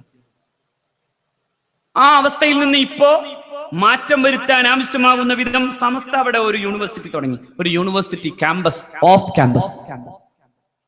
പശ്ചിമ ബംഗാളിലെ മുർഷിദാബാദ് ജില്ലയിൽ ദാറുൽ ഹുദയുടെ ഓഫ് ക്യാമ്പസ് വിപുലമായി നടക്കുന്നു. ആന്ധ്രയിലെ പൊങ്കന്നൂര് ദാറുൽ ഹുദയുടെ കോളേജ് നടക്കുന്നു. ആസാമിൽ ദാറുൽ ഹുദയുടെ കോളേജ് നടക്കുന്നു. ഇന്ത്യ ഒട്ടുക്കും ഈ വെളിത്താൻ പോകുന്നു എന്ന് പറഞ്ഞാൽ ലോകത്തെ ഏറ്റവും വലിയ സംവിധാനം ഇന്ത്യ മഹാരാജ്യത്തെ മുസ്ലിങ്ങൾക്ക് മുഴുവനും ലഭ്യമാകാവുന്ന വിധം സമസ്ത കേരള ജംഇയ്യത്തുൽ ഉലമ വിദ്യാഭ്യാസ രംഗത്ത് വലിയ മാറ്റങ്ങൾ ഉണ്ടാക്കും. മതവിദ്യാഭ്യാസം മാത്രമല്ല, രണ്ടും. 968 സമസ്തയുടെ അഭ്യന്തരായ ഗുരുനാഥന്മാർ ഈ കേരളത്തിൽ വന്ന ഇന്ത്യയുടെ പ്രഗത്ഭനായ വിദ്യാഭ്യാസ മന്ത്രി കരീം ചക്ലയുടെ അടുക്കൽ ചെന്ന് പറഞ്ഞത്, ഞങ്ങൾക്ക് മതവിദ്യാഭ്യാസത്തോടൊപ്പം തന്നെ ഇംഗ്ലീഷ് ഉൾപ്പെടെയുള്ള ഭാഷകൾ പഠിക്കാനാകുന്ന വിധം മതവിദ്യാഭ്യാസത്തോടൊപ്പം ആധുനിക വിദ്യാഭ്യാസത്തിലുള്ള സൗകര്യങ്ങൾ മുസ്ലിങ്ങൾക്ക് കൂട്ടിക്കൊടുക്കണം. അന്ന് മനോരമ പത്രത്തിന്റെ അതിന്റെ എഡിറ്റോറിയൽ കൃത്യമായി പറഞ്ഞു, ഇതാണ് മുസ്ലിം പണ്ഡിതന്റെ ആധുനിക ദൗത്യം എന്ന്. ശരിക്കും പറഞ്ഞാൽ ഞാൻ പറയുന്നത് ഇപ്പോ 996-ലോ 915-ലോ 2016-ലോ ഒന്നും അല്ല, മറിച്ച് 968 തന്നെ മുസ്ലിങ്ങൾക്ക് ഈ വിദ്യാഭ്യാസ രീതി ഉണ്ടാകണം എന്ന് നിർബന്ധപൂർവം പറയുകയും അതിനുവേണ്ടി കൊണ്ടുപോയി നിവേദനം കൊടുക്കുകയും 928 സമസ്ത ഉണ്ടാകുന്നത്. 28 സമസ്ത നടത്തിയ ആദ്യത്തെ പ്രമേയം തന്നെ മുസ്ലിങ്ങൾക്ക് 2 വിദ്യാഭ്യാസവും നേടാൻ സൗകര്യം ഉണ്ടാകണം എന്നാണ്. നമ്മൾ ചില ആളുകൾ പറയുന്നത് ഇതിങ്ങനെ തലക്കെട്ട് കെട്ടിയ അപരിഷ്കൃതരാണ്. അല്ല, എന്റെ പ്രിയപ്പെട്ട സഹോദരി സഹോദരന്മാർ മനസ്സിലാക്കേണ്ടത്, ഇങ്ങനെ ഒന്നില്ലായിരുന്നുവെങ്കിൽ നമ്മൾ ഇങ്ങനെ ആകുമായിരുന്നില്ല. അള്ളാഹു നമുക്ക് വിവരം തരുമാറാണ്. അതെങ്ങനെയാ വന്നത്? ആദരിക്കേണ്ടവരെ ആദരിച്ചും സ്നേഹിക്കേണ്ടവരെ സ്നേഹിച്ചു. അതാ ഞാൻ എന്റെ പ്രസംഗത്തിന്റെ തുടക്കത്തിൽ പറഞ്ഞത്, എല്ലാവരെയും സ്നേഹിക്കണം. അതായത് ഉസ്താദിനെ ആദരിക്കണം, താബിഈനെ മാനിക്കണം, താബിഉ താബിഈനെ മാനിക്കണം, സ്വഹാബിയെ മാനിക്കണം, പ്രവാചകനെ മാനിക്കണം. ഇതിൽ ഉസ്താദിനെ വിട്ടാ പറ്റൂല, താബിഈനെ വിട്ടാ പറ്റൂല, താബിഉ താബിഈനെ വിട്ടാ പറ്റൂല, സ്വഹാബിയെ വിട്ടാ പറ്റൂല, റസൂലിനെ വിട്ടാ പറ്റൂല. നമ്മുടെ സമൂഹത്തിൽ പലരുമുണ്ട്. ചിലര് പറഞ്ഞു ഖുർആൻ മതി, സുന്നത്ത് വേണ്ട. ചിലര് പറഞ്ഞു റസൂലുമാകാം ഖുർആനുമാകാം, പക്ഷേ സ്വഹാബി പറ്റൂല. ചിലര് പറഞ്ഞു സ്വഹാബിയും കൂടെ ആയിക്കോട്ടെ, താബിഈങ്ങൾ പറ്റൂല. എല്ലാത്തിനും അവസാനം ചിലര് പറഞ്ഞു സ്വഹാബി ആവാൻ, താബിഉ ആവാൻ, താബിഉ താബിഉ, പക്ഷെ ഉസ്താദ് പറ്റൂല, ശരിയാവൂല. ഇതിലെ ഏതെങ്കിലും ഒന്ന് മുറിഞ്ഞാൽ പറ്റൂല. എല്ലാവരുടെയും പാരമ്പര്യമാണ് ഇസ്ലാം. ആ പാരമ്പര്യം അതുകൊണ്ടാണല്ലോ ലോകത്ത് ഇന്ന് രാഷ്ട്രീയമായ ഗവേഷകർ കൃത്യമായി പറയുന്ന ഒരു കാര്യം, ലോകത്ത് 2 ഇസ്ലാമിനെ കാണാം. ഒന്ന് പാരമ്പര്യ ഇസ്ലാം, ഇസ്ലാമിക് ട്രഡീഷൻ എന്ന് പറയുന്നത് അതാണ്. ആ ട്രഡീഷണൽ ഇസ്ലാമിനെ സംബന്ധിച്ചിടത്തോളം ആ ഇസ്ലാം ലോകത്തെ ഏറ്റവും നന്മ ചെയ്ത ഇസ്ലാമാണ്. അതേസമയം ഡോക്യുമെന്റ് ഇസ്ലാം ഉണ്ട്, അതായത് രാഷ്ട്രീയ ഇസ്ലാം. ആ രാഷ്ട്രീയ ഇസ്ലാം ചരിത്രത്തിലെമ്പാടും തീവ്രവാദത്തിന്റെയും കുഴപ്പത്തിന്റെയും ആൾക്കാരാണ്. രാഷ്ട്രീയ ഇസ്ലാം നോക്കൂ, രാഷ്ട്രീയ ഇസ്ലാം തുടങ്ങുന്നത് അലി ഇബ്നു അബി ത്വാലിബ് തങ്ങളുടെ നേരെ നിന്നിട്ടാണ്. അലി ഇബ്നു അബി ത്വാലിബ് റളിയല്ലാഹു തആല അൻഹുവിനോടാണ് അവർ മുദ്രാവാക്യം മുഴക്കി പറഞ്ഞത്, ഇനിൽ ഹുക്മു ഇല്ലാ ലില്ലാഹ്, ഇനിൽ ഹുക്മു ഇല്ലാ ലില്ലാഹ്, അല്ലാഹുവിനല്ലാതെ അധികാരമില്ല, അധികാരം പടച്ചവന്. ഈ അധികാരം പടച്ചവന് എന്ന മുദ്രാവാക്യം ആദ്യം മുഴക്കിയത് ഖവാരിജുകളാണ്. ലോകത്തെ ആദ്യത്തെ കുഴപ്പക്കാരും ഖവാരിജുകളാണ്. അന്ന് അലി റളിയല്ലാഹു തആല അൻഹു പറഞ്ഞൊരു വർത്തമാനമുണ്ട്, കലിമത്തു ഹഖ്ഖിൻ, ഈ വാക്ക് നല്ലതാണ്, പക്ഷേ യുറാദു ബിഹൽ ബാത്തിലു, ഇതുകൊണ്ട് ഉദ്ദേശം വേറെയാണ്. ചിലര് നല്ല താടി വെച്ചേക്കാം, പക്ഷേ ഉദ്ദേശം വേറെയാണ്. ഖവാരിജുകളെ കുറിച്ച് സ്വഹാബാക്കളോട് റസൂലുള്ളാഹി തന്നെ മുന്നറിയിപ്പ് നൽകി, അവര് വരുന്ന കാലത്ത് നിങ്ങൾക്ക് പോലും തോന്നിപ്പോകും, അവരുടെ നമസ്കാരം കണ്ടാൽ, അവരുടെ ഖുർആൻ പാരായണം കണ്ടാൽ, അവരുടെ ഇസ്ലാമികമായ ചിട്ടവട്ടങ്ങൾ കണ്ടാൽ നിങ്ങൾക്ക് പോലും തോന്നിപ്പോകും നിങ്ങളെക്കാളും എത്രയോ മുകളിലാണെന്ന്. പക്ഷേ അവരുടെ തൊണ്ടക്ക് താഴോട്ട് അവരുടെ ഇസ്ലാമിക വിശ്വാസം ഇറങ്ങിയിട്ടില്ലെന്ന് മനസ്സിലാക്കണമെന്ന് സയ്യിദുനാ മുഹമ്മദ് റസൂൽ അതേ ഖവാരിജുകളെ കുറിച്ച് സ്വഹാബാക്കൾ തന്നെ പറയുന്നതും അങ്ങനെ തന്നെയാണ്. അന്ന് ഇരുട്ടിന്റെ മറവിൽ ഈ വക കുഴപ്പങ്ങൾ ഉണ്ടാക്കുന്നവർ തന്നെയാണ് ഇരുട്ടിലും നമസ്കരിക്കുന്നവരായി സ്വഹാബാക്കൾ അത്ഭുതപ്പെടുത്തിയത്. ഇന്നും ഇരുട്ടിന്റെ മറവിൽ ഖബാത്ത് പഠിക്കുന്നവർ തന്നെയാണ് ഏറ്റവും വലിയ ഇസ്ലാമിസ്റ്റുകളായി അഭിനയിക്കുന്നത്. ഐസ് എന്ന് കേൾക്കുമ്പോൾ നമുക്ക് തോന്നിപ്പോകും എന്തോ ഒരു വലിയ പേരാണ്, ഇസ്ലാമിക് സ്റ്റേറ്റ്. ഒരു അബൂബക്കർ ബഗ്ദാദി എന്ന ഒരാളാണ് അത്രേ അതിന്റെ നേതാവ്. സമുദായത്തിന് രണ്ട് രീതിയിൽ അബൂബക്കർമാരുണ്ടായി. ഒന്ന്, ഈ ഉമ്മത്തിന് ഏറ്റവും നല്ല സേവകരായ അബൂബക്കർമാർ, സയ്യിദുന അബൂബക്കർ സിദ്ദീഖ്, അല്ലേ, റളിയല്ലാഹു അൻഹു. സയ്യിദുന അബൂബക്കർ സിദ്ദീഖ് ഇസ്ലാമിക സമൂഹത്തിന്റെ ചരിത്രത്തിലെ ഭീകരമായ പ്രതിസന്ധികൾക്ക് മുമ്പിൽ മഹാനായ അബൂബക്കറിന്റെ വാക്കും അബൂബക്കറിന്റെ നേതൃത്വവുമാണ് ഉമ്മത്തിന് ഏറ്റവും പ്രധാനമായിരുന്നത്, അല്ലെ. അഷ്റഫുൽ ഖൽഖ് വഫാത്തായി എന്ന് കേൾക്കുമ്പോ ഉമർ ബിൻ ഖത്താബിന്റെ പോലും മനസ്സു ചഞ്ചലിച്ചു. സയ്യിദുന ഉമർ ബിൻ ഖത്താബ് തങ്ങൾ തന്റെ ഖഡ്ഗം, തന്റെ വാൾ ഊരിപ്പിടിച്ചിട്ടാണ് പറഞ്ഞത്, അഷ്റഫുൽ ഖൽഖ് വഫാത്തായി എന്നെങ്ങാനും ആരെങ്കിലും പറഞ്ഞാൽ ഞാൻ അവന്റെ കഴുത്തുവെട്ടും എന്ന് പറഞ്ഞ് പ്രഖ്യാപിച്ചു സയ്യിദുന ഫാറൂഖ്. ഒരു ഭ്രാന്തനെ പോലെ ഇങ്ങനെ ഇളകി നിൽക്കുമ്പോഴാണ് സയ്യിദുന അബൂബക്കർ സിദ്ദീഖ് റളിയല്ലാഹു അൻഹു വന്നത്. എന്നിട്ട് സിദ്ദീഖ് നേരെ പോയി അഷ്റഫുൽ ഖൽഖിന്റെ പരിശുദ്ധമായ അവിടുത്തെ ശരീരത്തിന്റെ, അവിടുത്തെ മുഖത്തിന്റെ ഭാഗത്ത് നിന്ന് ആ തുണിയങ്ങ് മാറ്റി ആ പതിച്ചതിനു ശേഷം പറഞ്ഞു, ജീവിച്ചിരിക്കലും നന്ന്, വഫാത്തായാലും നന്ന്, അങ്ങ് ജീവിച്ചാലും സുഗന്ധം, വഫാത്തായാലും സുഗന്ധം നബിയേ. എന്നിട്ട് തിരിച്ചു വന്നിട്ട് ആ മഹാരഥന്മാരായ സ്വഹാബാക്കൾ മഹാനായ ഫാറൂഖിന്റെ പ്രസംഗം കേട്ട് നിന്ന സ്വഹാബാക്കൾക്ക് മുമ്പിൽ നിന്നിട്ട് പറഞ്ഞു, നിശ്ചയം അള്ളാഹുവിന്റെ റസൂൽ വഫാത്തായിട്ടുണ്ട്, ഇന്ന മുഹമ്മദൻ ഖദ് മാത, മുഹമ്മദ് വഫാത്തായി. وما محمد إلا رسول قد خلت من قبله الرسل أفإن مات أو قتل انقلبتم على عقابكم مات أو قتل انقلبتم على عقابكم فلن يضر الله شيئا. നിശ്ചയം വമാ മുഹമ്മദുൻ ഇല്ലാ റസൂൽ, മുഹമ്മദ് നബി അല്ലാഹുവിന്റെ പ്രവാചകനല്ലാതെയല്ല. ഖദ് ഖലത് മിൻ ഖബ്ലിഹി റസൂൽ, നേരത്തെയും പ്രവാചകന്മാർ കഴിഞ്ഞു പോയിട്ടുണ്ട്.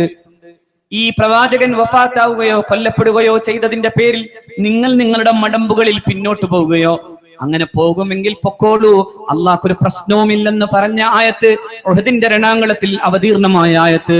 ആ ആയത്ത് ഇങ്ങനെ ഓതിക്കൊടുത്തു സയ്യിദുനാ അബൂബക്കർ. എന്നിട്ട് അബൂബക്കർ പറഞ്ഞു, ഇന്ന മുഹമ്മദൻ ഖദ് മാത, മുഹമ്മദ് നബി വഫാത്തായിരിക്കുന്നു. പിന്നീട് ഖിലാഫത്തിന്റെ കാലത്ത് ഏറ്റവും വലിയ ഭീഷണികൾക്ക് മുമ്പിലും മുസ്ലിം ഉമ്മത്തിനെ പിടിച്ചു നിർത്തിയത് സയ്യിദുനാ അബൂബക്കർ സിദ്ദീഖ്. പക്ഷേ ഇന്ന് ലോകത്തെ, ഇന്ന് ഈ ഉമ്മത്തിലെ പ്രതിസന്ധികളിൽ ചില പേരുകൾ കേൾക്കുമ്പോൾ നമുക്ക് തോന്നിപ്പോകും സമുദായത്തിലെ രണ്ട് അബൂബക്കർമാരെ അങ്ങനെ കാണേണ്ടി വരും. ഒരു അബൂബക്കർ ഉമ്മത്തിനെ നന്മയിലേക്ക് വഴി നടത്തിയ അബൂബക്കർമാരാണെങ്കിൽ മറ്റു ചില അബൂബക്കർമാർ ഈ സമുദായത്തെ നാണം കെടുത്തിയ അബൂബക്കർമാരാണ്. കൂട്ടത്തിലൊരു അബൂബക്കറാണ് അബൂബക്കറുൽ ബഗ്ദാദി. കൂട്ടത്തിലൊരു അബൂബക്കറാണ് അബൂബക്കറുൽ ബഗ്ദാദി. അബൂബക്കർ അൽ ബഗ്ദാദി പറയുന്നത് ഖിലാഫത്ത് ഇങ്ങനെയാണെന്നാണ്. ഏത് ഖിലാഫത്ത്? ഇസ്ലാമിന്റെ ഖിലാഫത്തിന്റെ പേരിൽ അബൂബക്കർ ചെയ്യുന്ന പണി എന്തെന്നോ, അവിടെ പെണ്ണുങ്ങളെ ബലാത്കാരം ചെയ്യുകയും കുഞ്ഞുങ്ങളെ കൊന്നുകളയുകയും അങ്ങനെ പാവം മനുഷ്യന്റെ നേരെ നരാധമത്വം നടത്തുകയും ചെയ്തിട്ടാണ് ഇസ്ലാം സ്ഥാപിക്കാൻ അബൂബക്കർ തുനിഞ്ഞിറങ്ങുന്നത്. അബൂബക്കർ ആദ്യം ആ പണി ചെയ്യുന്നതിന് മുമ്പ് ആദ്യം ചെയ്ത പരിപാടി ഇങ്ങനെയായിരുന്നു. കുറെ മഹാരഥന്മാരുടെ മഖ്ബറകൾ അങ്ങ് ബോംബിട്ട് നശിപ്പിച്ചു. സയ്യിദുനാ ഇമാമുന നവവി റഹ്മത്തുള്ളാഹി അലൈഹി, മഹാനായ ഇമാമുന അഹ്മദുൽ കബീർ റിഫായി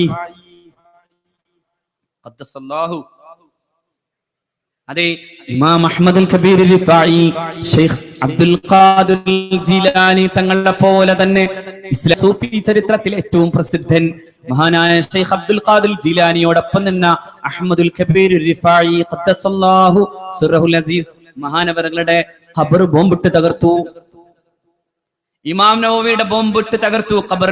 അപ്പോ കേരളത്തിലെ ചില മുജാഹിദ് പ്രസ്ഥാനക്കാര് പറഞ്ഞു, എന്തൊരു വലിയ ഇസ്ലാമിക നവോത്ഥാനം, കണ്ടില്ലേ, ഖബർ പൊളിച്ചിട്ടാണ് തുടങ്ങുന്നത്, അതാണ് ഇസ്ലാമിന്റെ നവോത്ഥാനം. അതല്ലടോ ഇസ്ലാമിന്റെ നവോത്ഥാനം. ഖബർ മശായിഖുമാരുടെയും മഹാന്മാരുടേതുമാണെങ്കിൽ അതിനെ ആദരിച്ചു തുടങ്ങിയെടുത്താണ് ശരിയായ ഇസ്ലാമിക നവോത്ഥാനം നടന്നത്. അവർ സയ്യിദിന്റെയും മഹാരഥന്മാരായ ആരിഫീങ്ങളുടെയും ഔലിയാക്കളുടെയും മഖ്ബറകളെയും അവരുടെ ജീവിതത്തെയും സ്നേഹിച്ചപ്പോഴാണ് ലോകം കണ്ട ഏറ്റവും മനോഹരമായ നവോത്ഥാനം കേരളത്തിൽ മുസ്ലിങ്ങൾക്ക് നടത്താൻ സാധിച്ചത്. അല്ലെ? അതേസമയം ആദ്യം ഖബറുകൾ പൊളിക്കാൻ തുടങ്ങിയപ്പോ കേരളത്തിലെ സലഫികളും പറഞ്ഞു സംഭവം ഇതാണ് നവോത്ഥാനമെന്ന്. പക്ഷേ ലോകത്തെ രാഷ്ട്രീയ നിരീക്ഷകർ പറഞ്ഞു ശരിയാണ്, ഇവര് മുഹമ്മദ് ബിൻ അബ്ദുൽ വഹാബിന്റെ അതേ തിയറി തന്നെയാണ് തുടങ്ങുന്നത്. They are inspired by Muhammad bin Abdul Wahhab. അവർക്കും പണിയൻ തന്നെയാണ് മുഹമ്മദ് ബിൻ അബ്ദുൽ വഹാബിന്റെ പണിയൻ. അതായത് സലഫീസമാണ് ലോകത്തെ ഏറ്റവും വലിയ തീവ്രവാദം.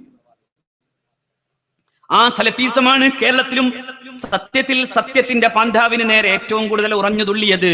അതുപോലെയാണ് അബൂബക്കറുൽ ബഗ്ദാദിയും. ഐസ്, ഇസ്ലാമും സ്റ്റേറ്റുമില്ലാത്ത ഐസ്. മുതലക്കുളം മൈതാനം എന്ന് കേട്ടാൽ മുതലയും കുളവുമില്ലാത്തതുപോലെ ഇസ്ലാമും സ്റ്റേറ്റുമില്ലാത്ത ഐസ്. എങ്ങനെ ഇസ്ലാമും സ്റ്റേറ്റും ഉണ്ടാകും? ലോകത്ത് മുഹമ്മദ് നബി പഠിപ്പിച്ച ദീനിന്റെ പ്രത്യേകത പാവം മനുഷ്യനോട് ദയ കാണിക്കണമെന്ന് പഠിപ്പിച്ചു സയ്യിദുനാ റസൂൽ. അൻഹക്കും അൻ ഖത്ലിൻ നിസാഇ വസ്സുബിയാൻ, കൊച്ചുമക്കളെയും പെണ്ണുങ്ങളെയും കൊല്ലരുതെന്നല്ലേ ഞാൻ പറഞ്ഞതെന്ന് പറഞ്ഞ് പൊട്ടിക്കരഞ്ഞ സയ്യിദുനാ റസൂൽ.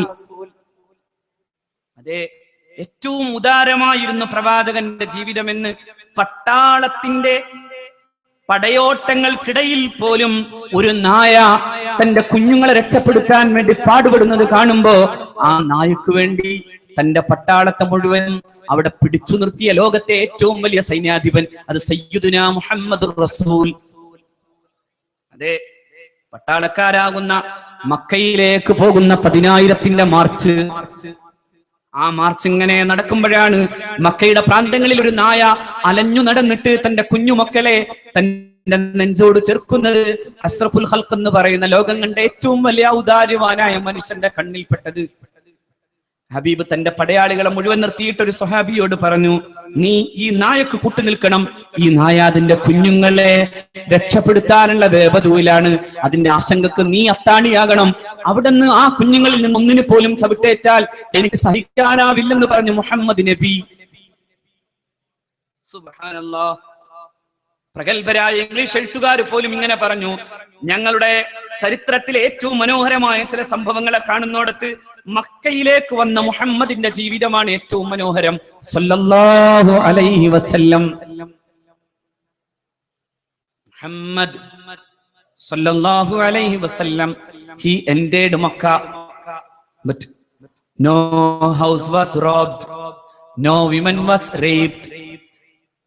However, the peoples were treated with special magnanimity through all the annals of conquest. There is no triumphant entry comparable to this one. Lane Paul അതിമനോഹരമായി എഴുതാൻ മുഹമ്മദ് entered, പക്ഷേ no house was raped, no house was robbed. ഒരു വീടും കൊള്ളയടിക്കപ്പെട്ടില്ല. No women was raped. ഒരു പെണ്ണും ബലാത്കാരത്തിന് വിധേയമാക്കപ്പെട്ടില്ല. However, the peoples were treated magnanimity. ആ ജനത്തെ ഏറ്റവും മനോഹരമായ മഹാമനസ്കത കൊണ്ട് പരിചരിക്കപ്പെട്ടു. Through all the annals of conquest. ചരിത്രത്തിലെ ദിഗ്വിജയങ്ങളുടെ മുഴുവൻ ചരിത്രത്തിന്റെ ഏടുകളും പരതുക ആ വഴി സമ്പത്ത്. പക്ഷേ there is no triumphant entry comparable to this one. ഈ ഒറ്റ ഒന്നിനോട് തുല്യം ചെയ്യാൻ ചരിത്രത്തിൽ എവിടെ നോക്കിയാലും സമാനതയില്ല. അതാണ് മുഹമ്മദ് നബി. യുദ്ധം ചെയ്തു റസൂൽ, പക്ഷേ യുദ്ധം പോലും ഉദാരതയുടെ സമീപനങ്ങളിൽ യുദ്ധം ചെയ്ത ലോകത്തെ ഏറ്റവും വലിയ സൈന്യാധിപൻ സയ്യിദുനാ റസൂൽ. എങ്ങനെയാ റസൂലുള്ളാഹിയുടെ ജീവിതത്തെ നോക്കി ഭീകരവാദം പറയാൻ കഴിയുക? ഈ പുതിയ ആരോപണങ്ങളെ ഞാൻ പുച്ഛിച്ചു തള്ളുന്നു. പുതിയ ആരോപണങ്ങൾ അതേത് ഭൂകാര്യമോ, ഇത് സൂര്യശോഭയാണ്. ഇതിനെ തടുക്കാൻ ഒരു കാർമേഘം കൊണ്ട് മാത്രം കഴിയില്ല. ലോകത്തെ അത്യുജ്വലമായ സൂര്യശോഭയായി ഇത് പടർന്നു നിന്നപ്പോ ലോകം ആ വെളിച്ചം കണ്ട് അത്ഭുതപ്പെട്ടതാണ്. ഇതിങ്ങനെ പടർന്ന് പന്തലിച്ചപ്പോ ലോകത്തെ പ്രഗത്ഭർ പോലും അത്ഭുതത്തോടെ എഴുതിയതാണ്. ഇതാണ് ലോകത്തെ ചരിത്രത്തിലെ അത്ഭുതം. പണ്ഡിറ്റ് ജവഹർലാൽ ഓഫ് അറബ്സ് എന്ന അധ്യായം ഇങ്ങനെ തുടങ്ങുന്നു കാണാം. അറബികളുടെ ചരിത്രം, the story of Arabs and how they spread rapidly over Asia, Europe and Africa, and of their culture and civilization which they developed is one of the wonders of history. മനുഷ്യത്തിന്റെ ചരിത്രത്തിലെ അത്ഭുത ചരിത്രം. എങ്ങനെ വന്നു അത് മുഹമ്മദ് നബിയും തുടങ്ങി സ്വല്ലല്ലാഹു അലൈഹി വസല്ലം. രജസ്തമോദോഷമത്തിപാരിൽ സ്വത്വം പരത്താൻ വന്നൊരു സത്യവാനെ, രജസ്സു വർഷിച്ചു മുഖം കെടുത്താൻ തുനിഞ്ഞുപോൽ മർത്യകുലേ പിറന്നോർ. രജസ്തമോദോഷങ്ങളൊക്കെ അകറ്റി ഈ ലോകത്ത് സ്വത്വം, അതായത് സത്യത്തിന്റെ നന്മ പരത്താൻ വേണ്ടി വന്ന മഹാനായ സത്യവാൻ മുഹമ്മദ് നബി. പക്ഷേ രജസ്സു വർഷിച്ചു മുഖം കെടുത്താൻ, മുഖം കെടുത്താൻ നമ്മുടെ നാട്ടിലും ചില ആളുകളുണ്ടായി. പേര് മാതൃഭൂമി എന്ന് പറയുന്ന വിധം ഒക്കെ പഠിക്കേണ്ടത് സമുദായത്തിൽ എപ്പോഴും നാം മനസ്സിലാക്കണം. ഡാറ്റ വെച്ചൊന്ന് പഠിച്ചാൽ നമ്മൾ ഈ പറയുന്ന ന്യായത്തിനപ്പുറം പറയാൻ ഒരൊറ്റ കുട്ടിക്ക് പറ്റുന്നു. ഡാറ്റകൾ വെച്ച് തർക്കിക്കാം. അഷ്റഫുൽ ഖൽഖിന്റെ വിഷയമാകട്ടെ, സമസ്തയുടെ വിഷയമാകട്ടെ, എന്തും ആവട്ടെ, നമുക്ക് ഡാറ്റ ഉണ്ട്. നോണ പറയാൻ ഞങ്ങളില്ല, കൃത്യം. ഡാറ്റകൾ വെച്ച് തർക്കിച്ചാൽ ഈ സമുദായത്തിന്റെ ഈ വഴിയല്ലാത്ത മറ്റൊരു വഴിയും ശരിയല്ല. ഈ മുഹമ്മദ് അല്ലാതെ സ്വല്ലല്ലാഹു അലൈഹി വസല്ലം ഈ വെളിച്ചം നൽകാൻ മറ്റൊരു വെളിച്ചത്തിനും സാധ്യമായിട്ടില്ല. യുദ്ധം ചെയ്തിട്ടില്ലെന്നല്ല, പക്ഷേ യുദ്ധം ചെയ്യുമ്പോഴും മനുഷ്യത്വം പറഞ്ഞു മുഹമ്മദ് നബി. നമ്മുടെ നാട്ടിൽ ഖവാത്ത് പഠിപ്പിച്ച സമുദായത്തിൽ ആലോചിക്കണം, റസൂലൊന്നും അതല്ല ആദ്യം ചെയ്തത്, അല്ലേ? ഞാൻ ഈ നാട്ടിലുണ്ടെന്നൊന്നും അല്ലാട്ടാ പറഞ്ഞേ, ഇവിടെ ഉണ്ടാ, സാധാരണ ഉണ്ടാവാം. അങ്ങനെ കുറെ എണ്ണം അങ്ങനെ നടക്കുന്നുണ്ട്. സാധുക്കൾ വിചാരിച്ചിട്ടുണ്ടാകും അങ്ങനെ ആയിരിക്കും ഈ സമുദായം രക്ഷപ്പെടാൻ. ഞാൻ മനസ്സിലാക്കുന്നത് ഇന്ത്യ അതിന്റെ ജനാധിപത്യത്തിലേക്ക് തിരിച്ചു വരും. അതായിരുന്നു സമസ്തയുടെ ഉലമാക്കൾ ഏത് പ്രതിസന്ധിയിലും നമ്മോട് പറഞ്ഞത്, അല്ലേ? ബാബരി മസ്ജിദ് പൊളിക്കപ്പെട്ടപ്പോഴും സമസ്തയുടെ ഉലമാക്കൾ സയ്യിദ് മുഹമ്മദ് അലി ശിഹാബ് തങ്ങൾ നബ്ബറല്ലാഹു മർഖദ, അള്ളാഹു അവരോടൊപ്പം സ്വർഗത്തിൽ നമ്മൾ ഒരുമിച്ച് കൂട്ടുമാറാകട്ടെ. ശൈഖുനാ ശംസുൽ ഉലമ, അള്ളാഹു അവരോടൊപ്പം സ്വർഗത്തിൽ നമ്മൾ ഒരുമിച്ച് കൂട്ടുമാറാകട്ടെ. ഈ മഹത്തുക്കളൊക്കെ എന്തേ പറഞ്ഞത്? ഈ സമുദായം വികാരത്തിനടിമപ്പെടരുതെന്നാണ്, അല്ലെ? വൈകാരികമായി പോയിരുന്നുവെങ്കിൽ എന്നെ തകരുമായിരുന്നു. നാം വിചാരത്തിന്റെ കൂടെ നിന്നു, നാം വിചിന്തനങ്ങൾ നടത്തി. നാം വൈകാരികമായി ഒരിക്കലും നമ്മുടെ നേതൃത്വം നമ്മളെ കൊണ്ടുപോയില്ല, ഒരിക്കലും ഒരിക്കലും. കമ്മ്യൂണിസ്റ്റ് താത്വികനായിരുന്ന PG എന്ന P ഗോവിന്ദപിള്ള പോലും പിന്നീട് പറഞ്ഞു, മുസ്ലിങ്ങളെ മാത്രമല്ല ശിഹാബ് തങ്ങൾ രക്ഷപ്പെടുത്തിയത്, മതേതര കേരളത്തെയാണ്. കേരളത്തിന്റെ മതേതര സംവിധാനത്തിന് ഊനം തട്ടാതെ നിലനിർത്തിയത് സയ്യിദ് മുഹമ്മദ് അലി ശിഹാബ് തങ്ങളാണ്. അതെ, ആ ശിഹാബ് തങ്ങൾക്കൊപ്പം നിന്നത് സമസ്തയാണ്, സമസ്ത കേരള ജംഇയ്യത്തുൽ ഉലമയാണ്. എന്തുകൊണ്ട് നിന്നു? നമ്മുടെ ഭരണഘടനയും നമ്മുടെ രാജ്യത്തിന്റെ മതേതരത്വവും നിലനിൽക്കൽ നമ്മുടെയാണ് ആവശ്യം, നമ്മുടെയാണ് ആവശ്യം. ശരീഅത്ത് നിലനിർത്താൻ പറഞ്ഞു തരുന്ന ഭരണഘടന, മുസ്ലിങ്ങൾക്ക് അവരുടെ വിശ്വാസത്തെ ആചരിക്കാനും അനുഷ്ഠിക്കാനും സാധ്യമാകുന്ന സ്വാതന്ത്ര്യമുണ്ടെന്ന് പറയുന്ന ഭരണഘടന, അല്ലേ? All persons are equally entitled to freedom of conscience and the right freely to practice, profess and propagate religion എന്ന് പറഞ്ഞു തരുന്ന ഭരണഘടന. ഒരു പക്ഷേ ലോകത്തൊരു സ്ഥലത്തെയും ഭരണഘടനയെ ഇങ്ങനെ കാണാൻ കഴിയില്ല, ഇങ്ങനെ കാണാൻ കഴിയില്ല.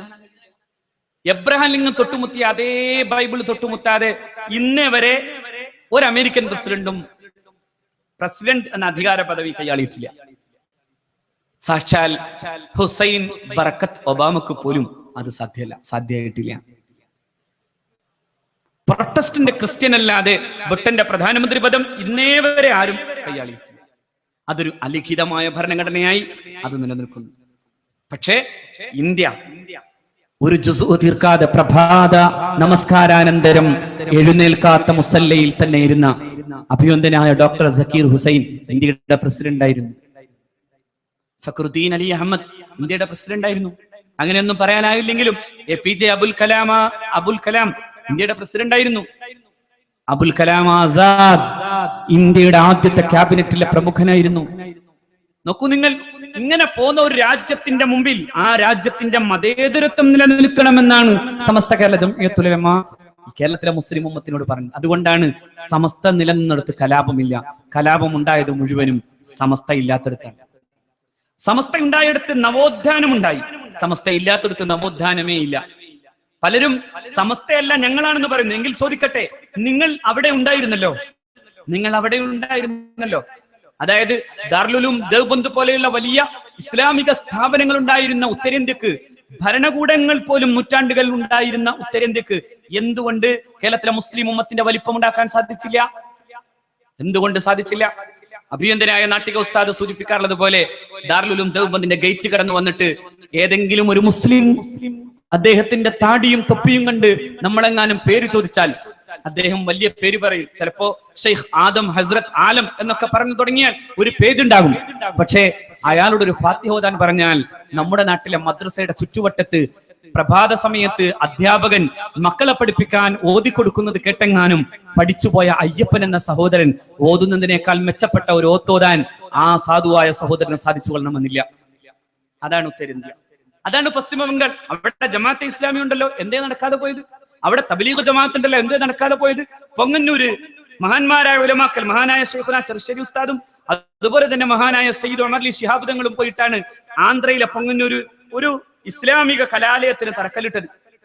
അപ്പോ വന്നു അവിടുത്തെ തബ്ലീഗുകാർ, എന്നിട്ട് പറഞ്ഞു ഇവിടെ അത് പറ്റൂലെന്ന്. അപ്പോ മഹാന്മാരായ ഗുരുവര്യന്മാർ ചോദിച്ചു, എന്നാ പിന്നെ നിങ്ങൾ എന്താ ചെയ്തത്? ഒന്നും ചെയ്തിട്ടില്ല. ആ നാട്ടിൽ ഇസ്ലാമിന്റെ സംസ്കാരം ഉണ്ടായിരുന്നില്ല. ആ നാട്ടുകാർ അവസാനം ഒറ്റ കാര്യം ചോദിച്ചു, എന്നാൽ ഞങ്ങൾക്കൊരു കാര്യം ചെയ്തു തരണം. എന്താണ് കാര്യം? മഹാന്മാരായ ഉസ്താദുമാരോട് പറഞ്ഞു, മഴ പെയ്യാത്ത കാലങ്ങളായി വരൾച്ച അനുഭവിക്കുകയാണ് ഞങ്ങൾ, അതുകൊണ്ട് നിങ്ങളൊന്ന് ദ്വാർക്കണം എന്ന് പറഞ്ഞു. മഹാനായ സയ്യിദ് ഉമർ അലി ശിഹാബ് തങ്ങൾ അഭിയന്തനായ ചെറുശ്ശേരി ഉസ്താദിനോട് പറഞ്ഞു നിങ്ങൾ ദ്വാരക്കാൻ. മഹാനായ സമസ്തയുടെ ജനറൽ സെക്രട്ടറി കൈ ഉയർത്തിയിട്ട് പറഞ്ഞു, അല്ലാഹുവേ, ഈ സാധുക്കൾക്ക് മഴ കിട്ടിയിട്ടില്ല, അതുകൊണ്ട് മഴ കൊടുക്കണം. എന്നിട്ട് ഗുരുവര്യന്മാരും സാദാത്യങ്ങളും തിരിച്ച് ആന്ധ്രയിലെ പൊങ്ങന്നൂരിലെ സ്റ്റേഷനിലേക്ക് എത്തിയപ്പോഴേക്കും ആളുകൾ കൂട്ടം ഓടി വന്നിട്ട് പറഞ്ഞു, മഴ കിട്ടി, ഞങ്ങൾക്ക് സന്തോഷായി, നിങ്ങൾ ഇവിടെ ഈ സ്ഥാപനം പണിയുക തന്നെ വേണം എന്ന് പറഞ്ഞു. അതെ, ഔലിയാക്കളിൽ സ്ഥാപിതമായാൽ ഔലിയാക്കൾ ഈ നാട് മുഴുവനും അങ്ങനെ ഫത്ഹ് ചെയ്യും. നിങ്ങൾക്കത് പറ്റൂല. ജമാഅത്തെ ഇസ്ലാമി, തബ്ലീഗ് ജമാഅത്തിന്, ഉസ്താദുമാർക്കെതിരായി നിൽക്കുന്ന ആർക്കും ഞാനൊന്നും എടുത്തു പറയേണ്ടതില്ല. ആർക്കും ഗുരുത്തം കെട്ടാൽ മുളക്കാത്തതാണ് ഇസ്ലാം. ഗുരുത്തം കെട്ടാൽ മുളക്കുന്നത് ഇബ്ലീസ് മാത്രമാണ്. അത് മുളച്ചാൽ സമുദായത്തിൽ ഉണ്ടാക്കുന്നത് നാശാണ്. അതുകൊണ്ട് മനസ്സിലാക്കണം, ഇബ്ലീസിന്റെ ഗുരുത്തം കെട്ടത് ഗുരുവാകുന്ന മഹാനായ സയ്യിദുന ആദം.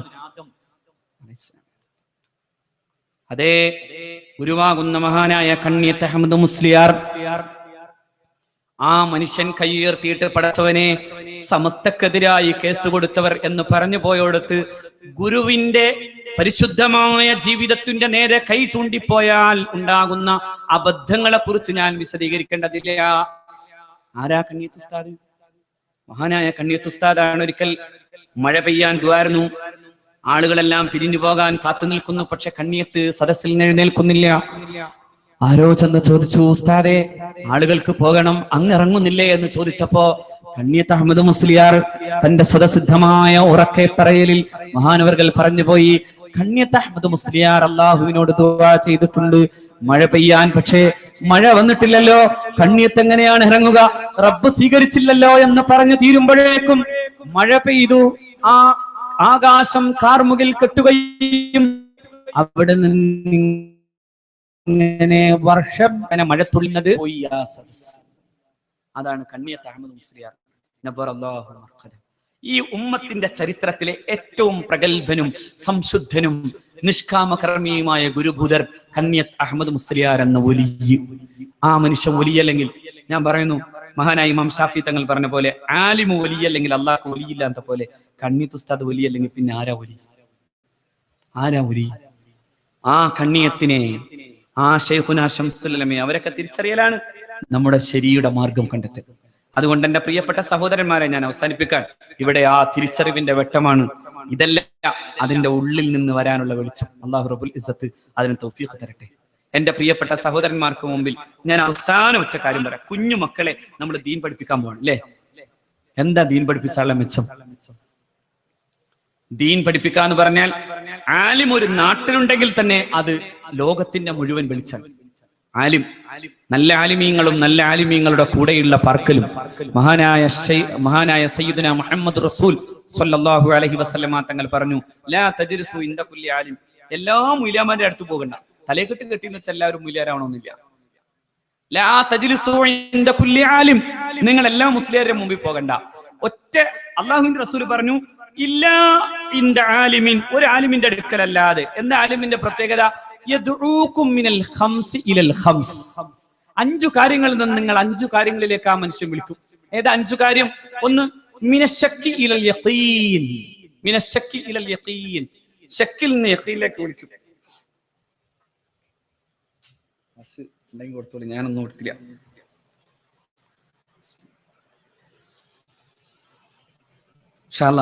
ഒരു ബക്കറ്റ് പിരിവ് വരുന്നുണ്ട്, കാര്യമായി നിങ്ങൾ സംഭാവന ചെയ്യണം. അള്ളാഹു ഈ സദഖകളെ സ്വീകരിക്കുമാറാകട്ടെ. അള്ളാഹു സദഖകളെ സ്വീകരിക്കട്ടെ. മിനശ്ശക്കി ഇലൽ യഖീൻ, ശക്കിൽ നിന്ന് യഖീനിലേക്ക്, അതായത് ഏത് സംശയത്തിനും നിവാരണം ഉണ്ടാവും. ഞാൻ മഹാനായ ചെറുശ്ശേരി ഉസ്താദിനെ ഓർത്തുവാണ്. ചെറുശ്ശേരി ഉസ്താദിന്റെ ഒരു പ്രത്യേകത, ഏത് മസ്അല ചോദിച്ചാലും ഏതു മസ്അലയും കൃത്യമായി അതിന്റെ വിശദീകരണം തന്നിരുന്നു. പണ്ട് ഇസ്ലാമിക് സെന്ററിൽ കുറച്ച് മുജാഹിദുകാർ വന്നു. അവര് ചെറുശ്ശേരി സൈനുദ്ദീൻ മുസ്ലിയാരുടെ വീട് അറിയോന്ന് ചോദിച്ചു. ഞങ്ങൾ വീടൊക്കെ പറഞ്ഞു കൊടുത്തു. സൈനുദ്ദീൻ മുസ്ലിയാർ എന്തിനാ അന്വേഷിക്കണമെന്ന് വെച്ചു. അപ്പൊ പറഞ്ഞു, ഞങ്ങൾ സംഭവം മുജാഹിദുകാരാണ്, പക്ഷേ ഞങ്ങളുടെ വാപ്പ മരിച്ചിട്ട് അതിന്റെ അനന്തരാവകാശങ്ങളെ വീതിക്കാൻ വേണ്ടി ഞങ്ങളുടെ മൂല്യാമാരുടെ അടുത്ത് കുറെ ആയിപ്പോയി, പക്ഷെ ഒരു രക്ഷയില്ല. എത്ര പറഞ്ഞിട്ട് ഇവർക്ക് സംശയം തീരില്ല. അതുകൊണ്ട് ഞങ്ങൾ എല്ലാവരും ഇപ്പൊ ഗൾഫിൽ നിന്ന് വന്നവരാണ്. ഗൾഫിൽ നിന്ന് ലീവ് എടുത്ത് വന്നിട്ടുള്ളത് പ്രത്യേകം ഇതൊന്നും പഠിക്കാനും മനസ്സിലാക്കാൻ വേണ്ടി. അപ്പൊ ആരോ ഞങ്ങളോട് പറഞ്ഞു, അവരുടെ കൂട്ടത്തിൽ തന്നെ പെട്ട ഒരാൾ, നിങ്ങൾ ചെറുശ്ശേരി സൈനുദ്ദീൻ മുസ്ലിയാരെ കണ്ടാൽ മതിയാകും. നമുക്ക് തന്നെ അനുഭവമുണ്ട്. കേരളത്തിലെ ഏറ്റവും വലിയ മുതലാളിയായ പ്രഗത്ഭനായ യൂസുഫ് അലി സാഹിബിന്റെ നാട്ടിൽ ഒരു പ്രശ്നം ഉണ്ടായപ്പോ അദ്ദേഹം അവിടുത്തെ അതിന്റെ സെക്രട്ടറിയോട് പ്രത്യേകം വിളിച്ചു പറഞ്ഞു, വേറൊരു മുല്യാരുടെ അടുത്തും പോണ്ട, ചെറുശ്ശേരി സൈനുദ്ദീൻ മുസ്ലിയാരുടെ അടുത്ത് വരും. മൂപ്പർക്കറിയണ വേറെയും കുറെ മൂല്യന്മാരുണ്ട്, അതുകൊണ്ടാണ് ഞാൻ അങ്ങനെ സൂചിപ്പിച്ചത്. പക്ഷെ ആ മൂല്യരൊന്നും കാര്യമില്ല, കണ്ടിട്ട് കാര്യമില്ല. ആരെ കണ്ടാലേ കാര്യമുള്ളൂ? ചെറുശ്ശേരി ഉസ്താദിനെ കണ്ടാലേ കാര്യമുള്ളൂ എന്ന് പറഞ്ഞു യൂസുഫ് അലി സാഹിബ്. മൂപ്പർക്ക് ഒരുപാട് ബിസിനസ് ബന്ധമുള്ളതുകൊണ്ട് അങ്ങനെയും കുറെ മൂല്യന്മാരായിട്ടുള്ള ബന്ധങ്ങളൊക്കെ ഉണ്ടായിരുന്നു. പക്ഷെ അതൊന്നും കാര്യമല്ല, ചെറുശ്ശേരിയുടെ അടുക്കൽ പോകണം എന്ന് പറഞ്ഞു. അതുപോലെ തന്നെ ഇവരും പറയാണ്, ഞങ്ങൾക്ക് ചെറുശ്ശേരി സൈനുദ്ദീൻ മുസ്ലിയാരെ കാണണമെന്നാണ് ചില ആളുകൾ പറയുന്നത്. എന്നിട്ട് ചോദിക്കാണ്, ഒരു 15 ദിവസമൊക്കെ മതിയാവൂലേ മൂപ്പർക്ക് ഞങ്ങൾ ചോദിച്ചാൽ അതിന് ഉത്തരം തരാൻ? അപ്പോ കേട്ടവര് ചിരിച്ചുപോയി, പറഞ്ഞു, അല്ല, അത് 15 ദിവസത്തിന്റെ ആവശ്യമില്ല, നിങ്ങൾ എഴുതി കൊടുത്താൽ മതി, അതിന്റെ മറുപുറത്ത് ഷെയ്ഖുന അത് തിരിച്ചു മറുപടി പറഞ്ഞു തരും. അവർക്കത് അത്ഭുതം മാറിയില്ല. അവരങ്ങനെ പോയി കൊണ്ടോട്ടിയിൽ മഹാനവറുകളുടെ വീട്ടിൽ പോയി ചോദിച്ചു. വലിയ ആതിഥേയ മര്യാദയുടെ ഫലമായി അവിടുന്ന് സൽക്കരിച്ചു. അതെല്ലാം കഴിഞ്ഞ് അതിൽ നല്ലോണം മറുപടി എഴുതി കൊടുത്തു. തിരിച്ചു വന്നിട്ട് പറഞ്ഞു, ഞങ്ങൾ അത്ഭുതപ്പെടാണ്, ഞങ്ങൾ ചോദിച്ച എല്ലാത്തിനും കൃത്യം മറുപടിയാണ്. ശക്കിൽ നിന്ന് യഖീനിലേക്ക് കൊണ്ടുപോകാൻ കഴിയും. യഖീൻ അതൊന്നും അല്ല അർത്ഥം, അതിനേക്കാളും വലിയ അർത്ഥമുണ്ട്. ആ അർത്ഥവും പൂരിപ്പിക്കാൻ പറ്റിയാൽ ചെറുശ്ശേരി സൈനുദ്ദീൻ മുസ്ലിയാരാണ്. അള്ളാഹു ഒരുപാട് അനുഭവങ്ങൾ ഹൃദയത്തിൽ ഇങ്ങനെ വിങ്ങി വരാറുണ്ട്. യാത്രകൾ, അവിടുത്തെ സ്നേഹസൗമ്യമായ പെരുമാറ്റങ്ങൾ, അവിടെ നിന്ന് പറഞ്ഞു തന്ന ഒരുപാട് കഥകൾ. അള്ളാഹു റബ്ബുൽ ഇസ്സത്ത് ആ മഹാമനുഷ്യന്റെ ഖബർ സ്വർഗമാക്കി കൊടുക്കട്ടെ. അത്തരം വലിയ ആലിമീങ്ങളാണ് നമ്മളെ നയിച്ചത്.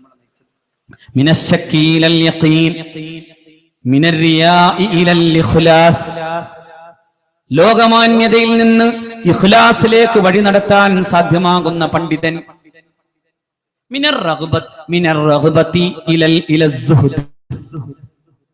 ഈ പ്രാപഞ്ചികമായ പ്രതിബദ്ധതയിൽ നിന്ന് പ്രപഞ്ച പരിത്യാഗത്തിലേക്ക് കൊണ്ടുപോകാൻ കഴിഞ്ഞ മഹാപണ്ഡിതന്മാർ, അവരുടെ മുമ്പിലാ പോയിരിക്കേണ്ടത്.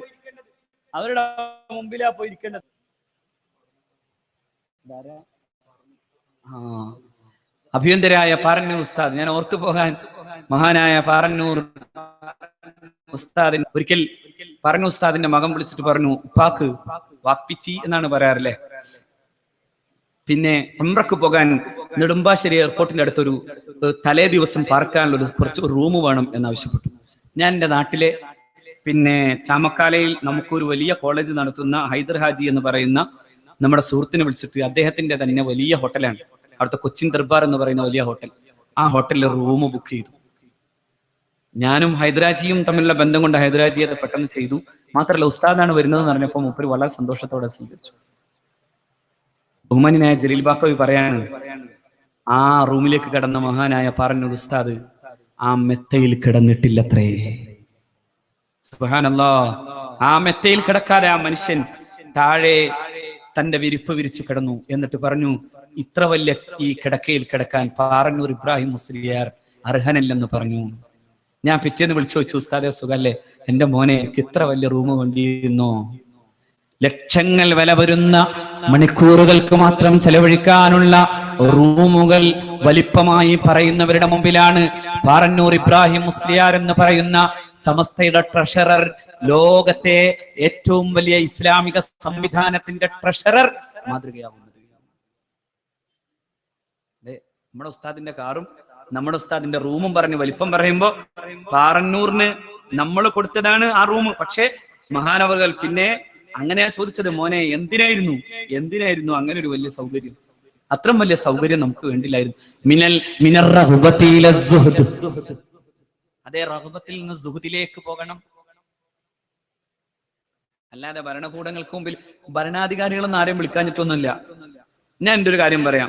തൃശ്ശൂരിൽ പ്രധാനമന്ത്രി വന്നപ്പോ ഇവിടുത്തെ കേരളത്തിലെ പിന്നെ ന്യൂനപക്ഷ മോർച്ചയുടെ നേതാവ് വന്ന് ശരിക്കും പറഞ്ഞാൽ എന്റെ കാലുമ വീണെന്ന് പറഞ്ഞാൽ ശരിയാ.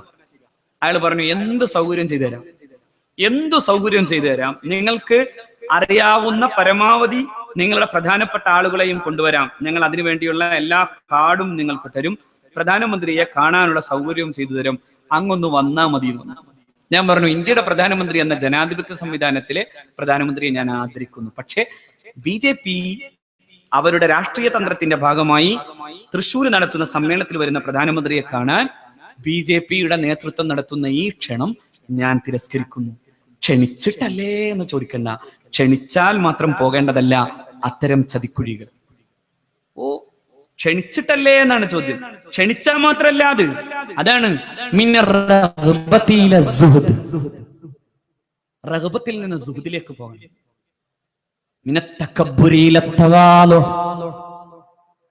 എത്ര വലിപ്പമുണ്ടായാലും കൊണ്ടോട്ടി അങ്ങാടിയിൽ പോയി നിന്ന് മീന് വില പറയുന്ന ചെറുശ്ശേരി സൈനുദ്ദീൻ മുസ്ലിയാരെ കാണണം. എത്രമേൽ പ്രഗത്ഭരായ ശിഷ്യന്മാരും അനുയായികളും എന്തും ചെയ്യാൻ വേണ്ടി കാത്തു നിൽക്കുമ്പോഴും തന്റെ നാട്ടിലെ കൊണ്ടോട്ടിയിലെ മത്സ്യക്കച്ചവടക്കാരന്റെ മുമ്പിൽ ചെന്ന് മത്തിക്ക് വില ചോദിക്കുന്ന മഹാനായ ചെറുശ്ശേരി ഉസ്താദ്. അതാണ് ചിലതൊരു ഡീമെറിറ്റ് ആയിട്ട് പറഞ്ഞു. ഞാൻ പറയുന്നത് മെറിറ്റഡോ, അത് മെറിറ്റാണ്. എന്തുകൊണ്ട് മെറിറ്റാണ്? അതാണ് മെറിറ്റ്. മുഹമ്മദ് നബി നടന്നത് സല്ലല്ലാഹു അലൈഹി വസല്ലം ചന്തയിലൂടെയാണ്. അപ്പോഴാണ് ആളുകൾ ചോദിച്ചത്, ചന്തയിൽ നടക്കുന്ന നബിയോ എന്ന്. അതെ, ചന്തയിൽ നടക്കുന്ന നബി മുഹമ്മദ് നബി എന്ന മനുഷ്യൻ സല്ലല്ലാഹു അലൈഹി വസല്ലം. അതെ, ചെറുശ്ശേരി സൈനുദ്ദീൻ മുസ്ലിയാർ മത്തി വിൽക്കാവുന്ന ആളുകൾക്ക് മുമ്പിൽ വില ചോദിച്ചു ചെന്ന മഹാനായ ചെറുശ്ശേരി. മത്തി വിറ്റിട്ട് വാങ്ങുമ്പോ ഒരു മത്തി കൂടിയപ്പോ ഇത് എനിക്ക് വേണ്ട, കാരണം ഇതെന്റെ കണക്കിൽപ്പെട്ടതല്ലെന്ന് പറഞ്ഞ് ചെന്ന് അതിന് തനിക്ക് തന്നവനോട് അത് തിരിച്ചു കൊടുക്കുമ്പോ, ഉസ്താദെ അങ്ങക്ക് ഞാൻ സ്വതക്കയായി തന്നതാണെന്ന് പറയുമ്പോ എന്നാ ചോദിച്ച കണ്ണിയത്ത് അഹമ്മദ് മുസ്ലിയാർ. അതെ, ആ കിബറില്ലാത്ത മനുഷ്യരാണ് കേരളീയ മുസ്ലിം ഉമ്മത്തിന്റെ ചരിത്രത്തെ ധന്യമാക്കിയ ഗുരുബുധർ. ആ കിബറില്ലാത്ത മനുഷ്യർ. പക്ഷെ അവര് പേടിപ്പിച്ചിരുന്നു. ആരെ? അവർ പേടിപ്പിച്ചിരുന്നു മറ്റുള്ളവരെ. ഞാനൊരു ഉദാഹരണം, ഒരു സംഭവം പറയാം. ഞാൻ വർഷങ്ങൾക്ക് മുമ്പ് ജാമിയ നൂരിയയിൽ നിന്ന് ഇറങ്ങിയിട്ട് ഞാൻ എന്റെ കൂടെ PG ചെയ്തിരുന്ന സംസ്കൃതത്തിൽ PG ചെയ്ത നൃത്തിനെ കാണാൻ ഞാനൊരു സ്ഥാപനത്തിൽ പോയി. ആ സ്ഥാപനം തന്ത്രവിദ്യാപീഠം എന്ന പേരിൽ ആലുവക്കടുത്ത് ഉള്ള സ്ഥാപനമാണ്. തന്ത്രവിദ്യാപീഠം എന്ന് പറഞ്ഞാൽ തന്ത്രിമാർ പഠിച്ചു വരുന്ന സ്ഥലമാണ്. തന്ത്രിമാർ എന്ന് പറഞ്ഞാൽ അറിയോ? ഈ ക്ഷേത്ര സംസ്കാരം പഠിക്കുന്ന ആളുകളാണ്. പണ്ട് CH മുഹമ്മദ് സാഹിബ് പറഞ്ഞിരുന്നു, തന്ത്രമുള്ളവൻ മന്ത്രി, മന്ത്രമുള്ളവൻ തന്ത്രി. അതുപോലെ തന്ത്രിമാർ പഠിക്കുന്ന സ്ഥലം. അവിടെ സംസ്കൃതത്തിലാണ് പഠിപ്പിക്കുക. അത് മീഡിയം സംസ്കൃതമാണ്. സ്വാഭാവികമായും സംസ്കൃത പുസ്തകങ്ങൾ ഒരുപാടുണ്ട്. ഞാൻ അവിടെ പോയി. ഞാൻ അവിടെ ചെല്ലുമ്പോ തന്നെയും ശരിക്കും ആ സ്ഥാപനത്തിന്റെ മറ്റൊരു പ്രത്യേകത, അത് മാധവ്ജി എന്ന ആസിസ്റ്റ് തത്വചിന്തയുടെ ആചാര്യനാണ് സ്ഥാപിച്ചത്. ഹൈന്ദവ ഫാസിസത്തിന്റെ ആചാര്യൻ സ്ഥാപിച്ചതാണ്. ലാൽകൃഷ്ണ അദ്വാനി ആഭ്യന്തര ഉപമന്ത്രിയായിരുന്നപ്പോ പലപ്പോഴും അവിടെ പോയിട്ടുണ്ട്. അത്തരമൊരു സ്ഥാപനം. ആ സ്ഥാപനത്തിൽ ചെന്നപ്പോ അവിടുത്തെ മാനേജർ എന്നെ ഓഫീസിലേക്ക് വിളിച്ചുകൊണ്ടുപോയി സ്വീകരിച്ചു. എന്നിട്ട് അദ്ദേഹം എന്നോട്, നിങ്ങൾ ഏത് സംഘടനയിൽ പ്രവർത്തിക്കുന്നു ചോദിച്ചു. ഞാൻ പറഞ്ഞു, സമസ്തയിൽ. അപ്പൊ അദ്ദേഹം എന്നോട് പറഞ്ഞു, ഞങ്ങളുടെ സമസ്തയുടെ നേതാവാകുന്ന നിങ്ങളുടെ മഹാനായ കണ്ണീത്ത് ഉസ്താദിന്റെ നാട്ടുകാരനാണ്. ഞാൻ അത്ഭുതത്തോടെ ചോദിച്ചു, നിങ്ങൾ കണ്ണീത്ത് ഉസ്താദിനെ അറിയോ? അതെ ഞാൻ അറിയും. കണ്ണീത്ത് ഉസ്താദിനെ അറിയൂന്ന് പറയല്ല. ആ മനുഷ്യന്റെ കണ്ണ് രണ്ടും നിറഞ്ഞിട്ട് അദ്ദേഹം പറഞ്ഞു, ഞങ്ങൾ ചെറുപ്പക്കാർ, കണ്ണീത്ത് അഹമ്മദ് മുസ്ലിയാർ, അദ്ദേഹം വരുന്ന വരമ്പത്ത് അദ്ദേഹത്തിന് തടസ്സം നിൽക്കാവുന്ന വിധം കണ്ണിയത്ത് അടുത്തേക്ക് വരുമ്പോ നമ്മൾ അറിയാതെ അങ്ങ് മാറിപ്പോകും. അതാണ് കണ്ണിയത്ത് അഹമ്മദ് മുസ്ലിയാർ എന്ന് പറയുന്നു ഈ ചെറുപ്പക്കാരൻ. അതെ, അതാണ്. ഒരു ഖവാത്തും പഠിച്ചല്ല, സുന്നത്ത്, മുഹമ്മദ് നബിയുടെ സുന്നത്ത് ജീവിതമാക്കിയാണ് കണ്ണിയത്ത് അഹമ്മദ് മുസ്ലിയാർ കേരളത്തിന്റെ മുസ്ലിം ഉമ്മത്തിന്റെ നേതൃത്വം ഏറ്റെടുക്കുന്നത്.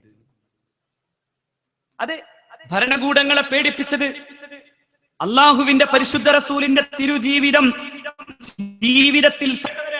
അതുകൊണ്ടാണ് ഇന്ത്യയുടെ പ്രഗത്ഭയായ ഭരണാധികാരിയായ പ്രധാനമന്ത്രി ഇന്ദിര 5 മിനിറ്റാണ് PMO, അതായത് പ്രൈം മിനിസ്റ്റർ ഓഫീസ്, മഹാനായ സയ്യിദ് അബ്ദുറഹ്മാൻ ബാഫഖി തങ്ങൾക്ക് കൊടുത്തത്. പക്ഷേ പ്രധാനമന്ത്രിയുമായി സംസാരിച്ച് 20 മിനിറ്റ് കഴിഞ്ഞു. സയ്യിദ് അബ്ദുറഹ്മാൻ ബാഫഖി തങ്ങൾ എഴുന്നേറ്റ് പോന്നു. എഴുന്നേറ്റ് പോരുമ്പോ കൂടെ ചെന്നു ഇന്ദിരാഗാന്ധി. ഏത് ഇന്ദിര? ഇന്ത്യ കണ്ട ഏറ്റവും പ്രഗത്ഭയായ പ്രധാനമന്ത്രി, പണ്ഡിറ്റ്ജിയുടെ മോൾ, ഇന്ത്യയുടെ രാഷ്ട്രീയ ചക്രവാളത്തിലെ അനിഷേധ്യയായ പ്രധാനമന്ത്രി. ആ പ്രധാനമന്ത്രിയാണ് ബാഫഖി തങ്ങളുടെ പിന്നാലെ പോയത്. സയ്യിദ് അബ്ദുറഹ്മാൻ ബാഫഖി തങ്ങൾ കാറിലേക്ക് കയറുന്നതിന് മുമ്പ് കാറിന്റെ ഡോറ് തുറന്നു കൊടുത്തു. മഹാനായ സയ്യിദ് അബ്ദുറഹ്മാൻ ബാഫഖി തങ്ങൾക്ക് ഇന്ദിര. പ്രോട്ടോകോൾ ഓഫീസർ ചോദിച്ചു, ഒരു പൗരൻ, ഇന്ത്യയിലെ സാധാരണക്കാരനായ പൗരൻ, ആ പൗരന് മുമ്പിൽ രാഷ്ട്ര ഭരണാധികാരികൾ വരുന്നത് പോലെയുള്ള മര്യാദയോ? ഇന്ദിരാഗാന്ധി പറഞ്ഞു, പ്രോട്ടോകോൾ ഒക്കെ എനിക്കറിയാം, പക്ഷേ ബാഫഖി തങ്ങൾക്ക് മുമ്പിൽ അത് ഞാൻ മറന്നു.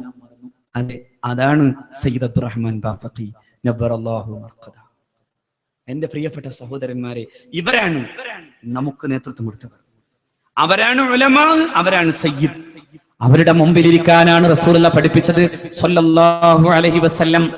മിനത്ത് തകബ്ബുരി ഇല തവാളു, കിബ്റിൽ നിന്ന് തവാളുയിലേക്ക് പോകാൻ കഴിയുന്നവർ, കിബ്റിൽ നിന്ന് തവാളുയിലേക്ക് പോകാൻ കഴിയുന്നവർ. മിനൽ അദാവത്തി ഇലൻ നസീഹ, ശത്രുതയിൽ നിന്ന് സതുപദേശത്തിന്റെയും സമുദായ നന്മയുടെയും മാർഗം പഠിപ്പിച്ചു കൊടുക്കുന്നവർ. ആ മാർഗത്തിൽ ജീവിക്കാൻ പഠിപ്പിക്കുകയും ഉപദേശിക്കുകയും ചെയ്യുന്ന മഹത്തുക്കൾ.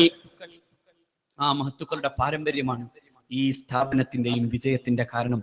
ഇത് ജാമിയ നൂരിയ അറബിയയുടെ ജൂനിയർ കോളേജാണ്. ജാമിയ നൂരിയ അറബിയുടെ അല്ലേ? അങ്ങനല്ലേ? ജാമിയയുടെ അല്ലേ? അതെ, ജാമിയ നൂരിയ, അതായത് കേരളത്തിലെ ഇസ്ലാമിക പ്രബോധനത്തിന്റെ പ്രകാശഗോപുരമായി നിൽക്കുന്ന ജാമിയ നൂരിയ അറബിയ. ആ ജാമിയ നൂരിയ അറബിയയുടെ, അതായത് ഒരുപാട് വരുന്ന അത്തരത്തിലുള്ള പവർ സ്റ്റേഷനുകളിൽ ഒരു പവർ സ്റ്റേഷൻ നിങ്ങളുടെ ഈ നാട്ടിലെ ഈ പവർ സ്റ്റേഷനാണ്. ഈ പവർ സ്റ്റേഷനിൽ നിന്നാണ് ഇനി പവറുള്ള മൗലവിമാർ ജാമിയ നൂരിയയിലേക്ക് എത്തേണ്ടത്. അവരാണ് സമുദായത്തിന്റെ നേതൃത്വം ഏറ്റെടുക്കേണ്ടത്. ഇവിടെ ഒരു പവർ പ്രകാശം പരത്തുന്നത് പോലെ ഒരുപാട് മഹല്ലുകളിൽ വെളിച്ചം പരത്താൻ നമ്മുടെ ആലിമീങ്ങൾക്ക് കാരണമായി തീരുന്നത് പോലെ ഒരു ജാമിയ നൂരിയ സഹസ്ഥാപനമാണ് ഇവിടെ പ്രവർത്തിക്കുന്നത്. ഇവിടെ ഒരു ഫയൽ വന്നു, 8 വർഷം കൊണ്ട് അദ്ദേഹം ഈ നാട് ഈ രീതിയിൽ വെളിച്ചത്തിൻ്റെതാക്കി മാറ്റി. നേരത്തെയും പ്രകാശം പരത്തിയ ഒരുപാട് ആലിമീങ്ങളുടെ പാരമ്പര്യത്തിന്റെ വഴിയെ അദ്ദേഹം ചരിച്ചപ്പോ നിങ്ങൾക്ക് കിട്ടിയത് പ്രകാശങ്ങൾ പരത്താൻ കഴിയുന്ന ഒരു ജനറേറ്ററാണ്. ആ ജനറേറ്ററിന് വെള്ളവും വെളിച്ചവും കൊടുക്കാൻ നിങ്ങൾ ഉണ്ടാകണം. അതിലൊരു കാര്യം എന്റെ പ്രിയപ്പെട്ട സഹോദരന്മാർ എന്നോട് പ്രത്യേകം പറയാൻ ഏൽപ്പിച്ചു. 25 കുട്ടികൾ അല്ലെ, 28 ആള്, 15 പിന്നെ പുതിയ ബാച്ചിലേക്ക് വരും. അപ്പൊ ഏതാണ്ട് ഇവർക്കൊക്കെ ഓരോ കട്ടില്. നിങ്ങളുടെ കുട്ടികൾ കിടക്കുന്നത് പോലെ ഈ മക്കളും കിടക്കണം. പഴയ കാലത്തെ പോലെ അങ്ങനെ ആവൂല. കാരണം നമ്മുടെ കുട്ടികളൊക്കെ സൗകര്യത്തിൽ ജീവിച്ചു വന്നവരാണ്. ഇന്നൊറ്റ കുട്ടിയും അങ്ങനെ പിന്നെ ക്യാൻറ്റീനിൽ പോകാതെ ഒരു വീട്ടിൽ പോകണം എന്ന് പറഞ്ഞാൽ ഇപ്പൊ ഒറ്റ കുട്ടിയെ ഡ്രസ്സിന് കിട്ടില്ല. എന്തേ കിട്ടാത്ത? അവന് കിബറാണോന്ന് ചോദിക്കണ്ട. നമ്മുടെ മക്കളാണ്, നമ്മുടെ ജീവിത സാഹചര്യങ്ങളിൽ വളർന്നു വന്നവരാണ്. അതുകൊണ്ട് അവർക്കൊരു കട്ടിലിന് ഒരു 4500, 5000 രൂപയൊക്കെ വരുന്ന ഒരു കട്ടിൽ. ഇവിടെ കുറെ ആളുകൾ അത് ഏറ്റെടുത്ത് വരുന്നുണ്ട് അല്ലേ? 4-5 ആളുകൾ അത് ഏറ്റെടുത്തു. ഇൻഷാ അല്ലാഹ് ഈ സദസ്സിൽ കുറച്ച് ആളുകൾ, എല്ലാം കൂടി കുറച്ചു പേരൊന്ന് എഴുന്നേറ്റ് നിൽക്കും. എനിക്ക് കൊടുക്കാനാകും. എന്റെ പൊന്നു മോനെ പോലെ ഒരു കുട്ടിക്ക് അള്ളാഹുവിന്റെ ദീൻ പഠിക്കാൻ, ആലിമാകാൻ, എന്റെ ഖബറിന് വെളിച്ചം കിട്ടാൻ അവന്റെ ഒരു ദുആക്ക് ഞാൻ തയ്യാറാണെന്ന് പറയാൻ ഒരാള്, അൽഹംദുലില്ലാഹ്, അല്ലാഹു അക്ബർ. ഈ പ്രിയപ്പെട്ട സഹോദരൻ അതിൽ എഴുന്നേറ്റ് നിൽക്കുന്നു. അല്ലാഹു റബ്ബുൽ ഇസ്സത്ത് അദ്ദേഹത്തിന്റെ ജീവിതത്തിന്റെ 2 ലോകവും വിശാലവും വെളിച്ചപ്രധാനവുമാക്കി അല്ലാഹു കൊടുക്കുമാറാകട്ടെ. അവിടെ മറ്റൊരാൾ, എന്താ പേരൊന്ന്, അത് മൊയ്തീൻ കോയ സാഹിബ്, മറ്റൊന്ന് ബഷീർ സാഹിബ് അല്ലെ. അള്ളാഹു ബറക്കത്ത് ചെയ്യട്ടെ, അള്ളാഹു രണ്ട് ലോകവും വെളിച്ചം കൊടുക്കുമാറാകട്ടെ. ഇനിയും ഇതാ കുഞ്ഞാമത് ഹാജി അല്ലെ, അൽഹംദുലില്ലാ, അള്ളാഹു ബറക്കത്ത് ചെയ്യട്ടെ. സ്വന്തം മക്കളെ പോലെ നാളെ ഈ കുട്ടികൾ നാളെ വാപ്പാന്ന് വിളിക്കുന്ന വിധം അള്ളാഹു റബ്ബുൽ ഇസ്സത്ത് രണ്ട് ലോകത്തും വെളിച്ചം കൊടുക്കുമാറാകട്ടെ, വെളിച്ചം കൊടുക്കട്ടെ. അതാ തൊട്ടപ്പുറ മറ്റൊരാൾ, എന്താ പേര്? റഫീഖ് മാസ്റ്റർ. മൂപ്പരുടെ പേര് ആ നീല മുഹമ്മദ്. മറ്റൊരാൾ ഷരീഫ്. മറ്റൊരാൾ അവിടെ എണീറ്റു. എന്താണ് മൂപ്പര് കണ്ണ് കാണല്ല, ബഷീർ സാഹിബ്. അൽഹംദുലില്ലാ. ഇതാ അപ്പോഴും അൽഹംദുലില്ലാ. എന്താ പേര്? നീല ഷർട്ട് മുഹമ്മദ് സാഹിബ്. അൽഹംദുലില്ലാ അല്ലേ. വലിമൻ ആനന, ഈ ദുആ ഇല്ലാത്ത ഒറ്റ മുയരുണ്ടാവില്ല അല്ലെ. വലിമൻ ആനന, പടച്ചോനെ ഞങ്ങളെ സഹായിച്ചവർ, ഞങ്ങൾക്ക് കട്ടിൽ പടുത്തു തന്നവർ, റഹമുറാഹിമീനായ തമ്പുരാനെ അവർക്ക് കൂടി ഞങ്ങളുടെ ദുആയിൽ പങ്കുകൊള്ളണേ എന്ന് പറയാത്ത ഒറ്റ മുസ്ലിയാരും. നിങ്ങളിപ്പോ ഈ ഉസ്താദിന്റെ മെഹ്റാബിലും നിങ്ങൾ കേൾക്കാറുള്ള പ്രധാനപ്പെട്ട ഒരു ദുആ ആയിരിക്കും വലിമൻ ആനന. ഒന്ന് നീക്കൂ, ഇനിയും ഉണ്ടാകും. അള്ളാഹു തൗഫീഖ് ചെയ്യട്ടെ. ഒരു സഹോദരൻ കൂടി ഒന്ന് നീക്കൂ, ദാ വരുന്നു. അൽഹംദുലില്ലാ, അല്ലാഹു അക്ബർ. ദാ ആ സഹോദരന്റെ പേര് ഇബ്രാഹിം മാസ്റ്റർ അല്ല, അവിടെ ആ മരത്തിന്റെ അപ്പുറം ഇബ്രാഹിം മാസ്റ്റർ തന്നെ. ഇവിടെ എന്താണ് നിങ്ങളുടെ പേര്?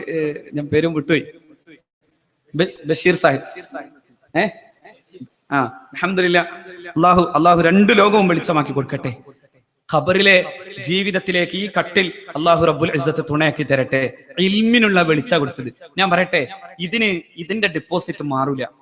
ഈ 16 ഏക്കർ സ്ഥലം പിന്നെ വാഫി കോഴ്സിന് വേണ്ടി 16 ഏക്കർ സ്ഥലം കൊടുത്തൊരു ബാപ്പു ഹാജി ഉണ്ട് ഈ അടുത്ത്. കുറെ ബാപ്പു ഹാജിമാർ, ഞാൻ ചില അബൂബക്കർമാരെ പറഞ്ഞ പോലെ ചില ബാപ്പു ഹാജിമാരാണ് ഈ സമുദായത്തിന് നന്മ ചെയ്തവർ. ഒരു ബാപ്പു ഹാജിയാണ് ജാമിയ നൂരിയ അറബിയൊക്കെ സ്ഥലം കൊടുത്തത്. അള്ളാഹു ആ ഖബർ. എത്ര മക്കൾ അല്ലെ, ഞങ്ങളൊക്കെ ആ കൂട്ടത്തിൽപ്പെട്ടതാണ്. ഞങ്ങളൊന്നുമല്ല, ഒരുപാട് ഔലിയാക്കൾ, ഒരുപാട് ആരിഫീങ്ങൾ, സമസ്തയുടെ നേതൃത്വത്തിൽ ഇപ്പോൾ ഇരിക്കുന്ന മഹാനായ സയ്യിദ് ഹൈദർലി ശിഹാബ് തങ്ങളും സയ്യിദ് ഉമർലി ശിഹാബ് തങ്ങൾ വഫാത്തായി പോയി. മഹാനായ ഉസ്താദ് ആലിക്കുട്ടി മുസ്ലിയാർ, അഭിനന്ദനായ AP മുഹമ്മദ് മുസ്ലിയാർ, ഇങ്ങനെ തുടങ്ങി കേരളത്തിലെ തലതൊട്ടപ്പന്മാരെന്ന് ജാമിയ നൂരിയയുടെ സന്താനങ്ങളാണ്. ആ സന്താനങ്ങൾ ഒരുമിച്ച് ദ്വാരക്കുമ്പോ ബാപ്പു ഹാജിയുടെ ആയിരിക്കും. അള്ളാഹു റബ്ബുൽ ഇസ്സത്ത് ആ ഖബർ വെളിച്ചാക്കി കൊടുക്കട്ടെ. ബാപ്പുട്ടി ഹാജി ദാറുൽ ഹുദ ഇസ്ലാമിക് യൂണിവേഴ്സിറ്റിയുടെ സ്ഥാപകരിൽ പ്രമുഖൻ. അതുപോലെ ഒരു ബാപ്പുട്ടി ഹാജിയായി ഈ PG കോഴ്സിന് തുടങ്ങാൻ 16 ഏക്കർ സ്ഥലം. എന്നിട്ട് അദ്ദേഹം പറഞ്ഞു, ഞാൻ അങ്ങനെ ആർക്കും രജിസ്റ്റർ ചെയ്ത് കൊടുത്തിട്ടില്ല, ഞാൻ അത് എനിക്ക് രജിസ്റ്റർ ചെയ്തെടുത്തേക്കാണെന്ന് പറഞ്ഞു. അപ്പൊ ആലിമീങ്ങൾ ഉൾപ്പെടെയുള്ളവർ ആകെ അന്തം വിട്ടു. പടച്ചോനെ ഇപ്പൊ കിട്ടിയിട്ടില്ലേ? ഹസൻ മൂപ്പര് പറഞ്ഞു, അതെ, ഞാൻ എനിക്ക് രജിസ്റ്റർ ചെയ്തു, എനിക്ക് ഡിപ്പോസിറ്റ് ആക്കിയത്.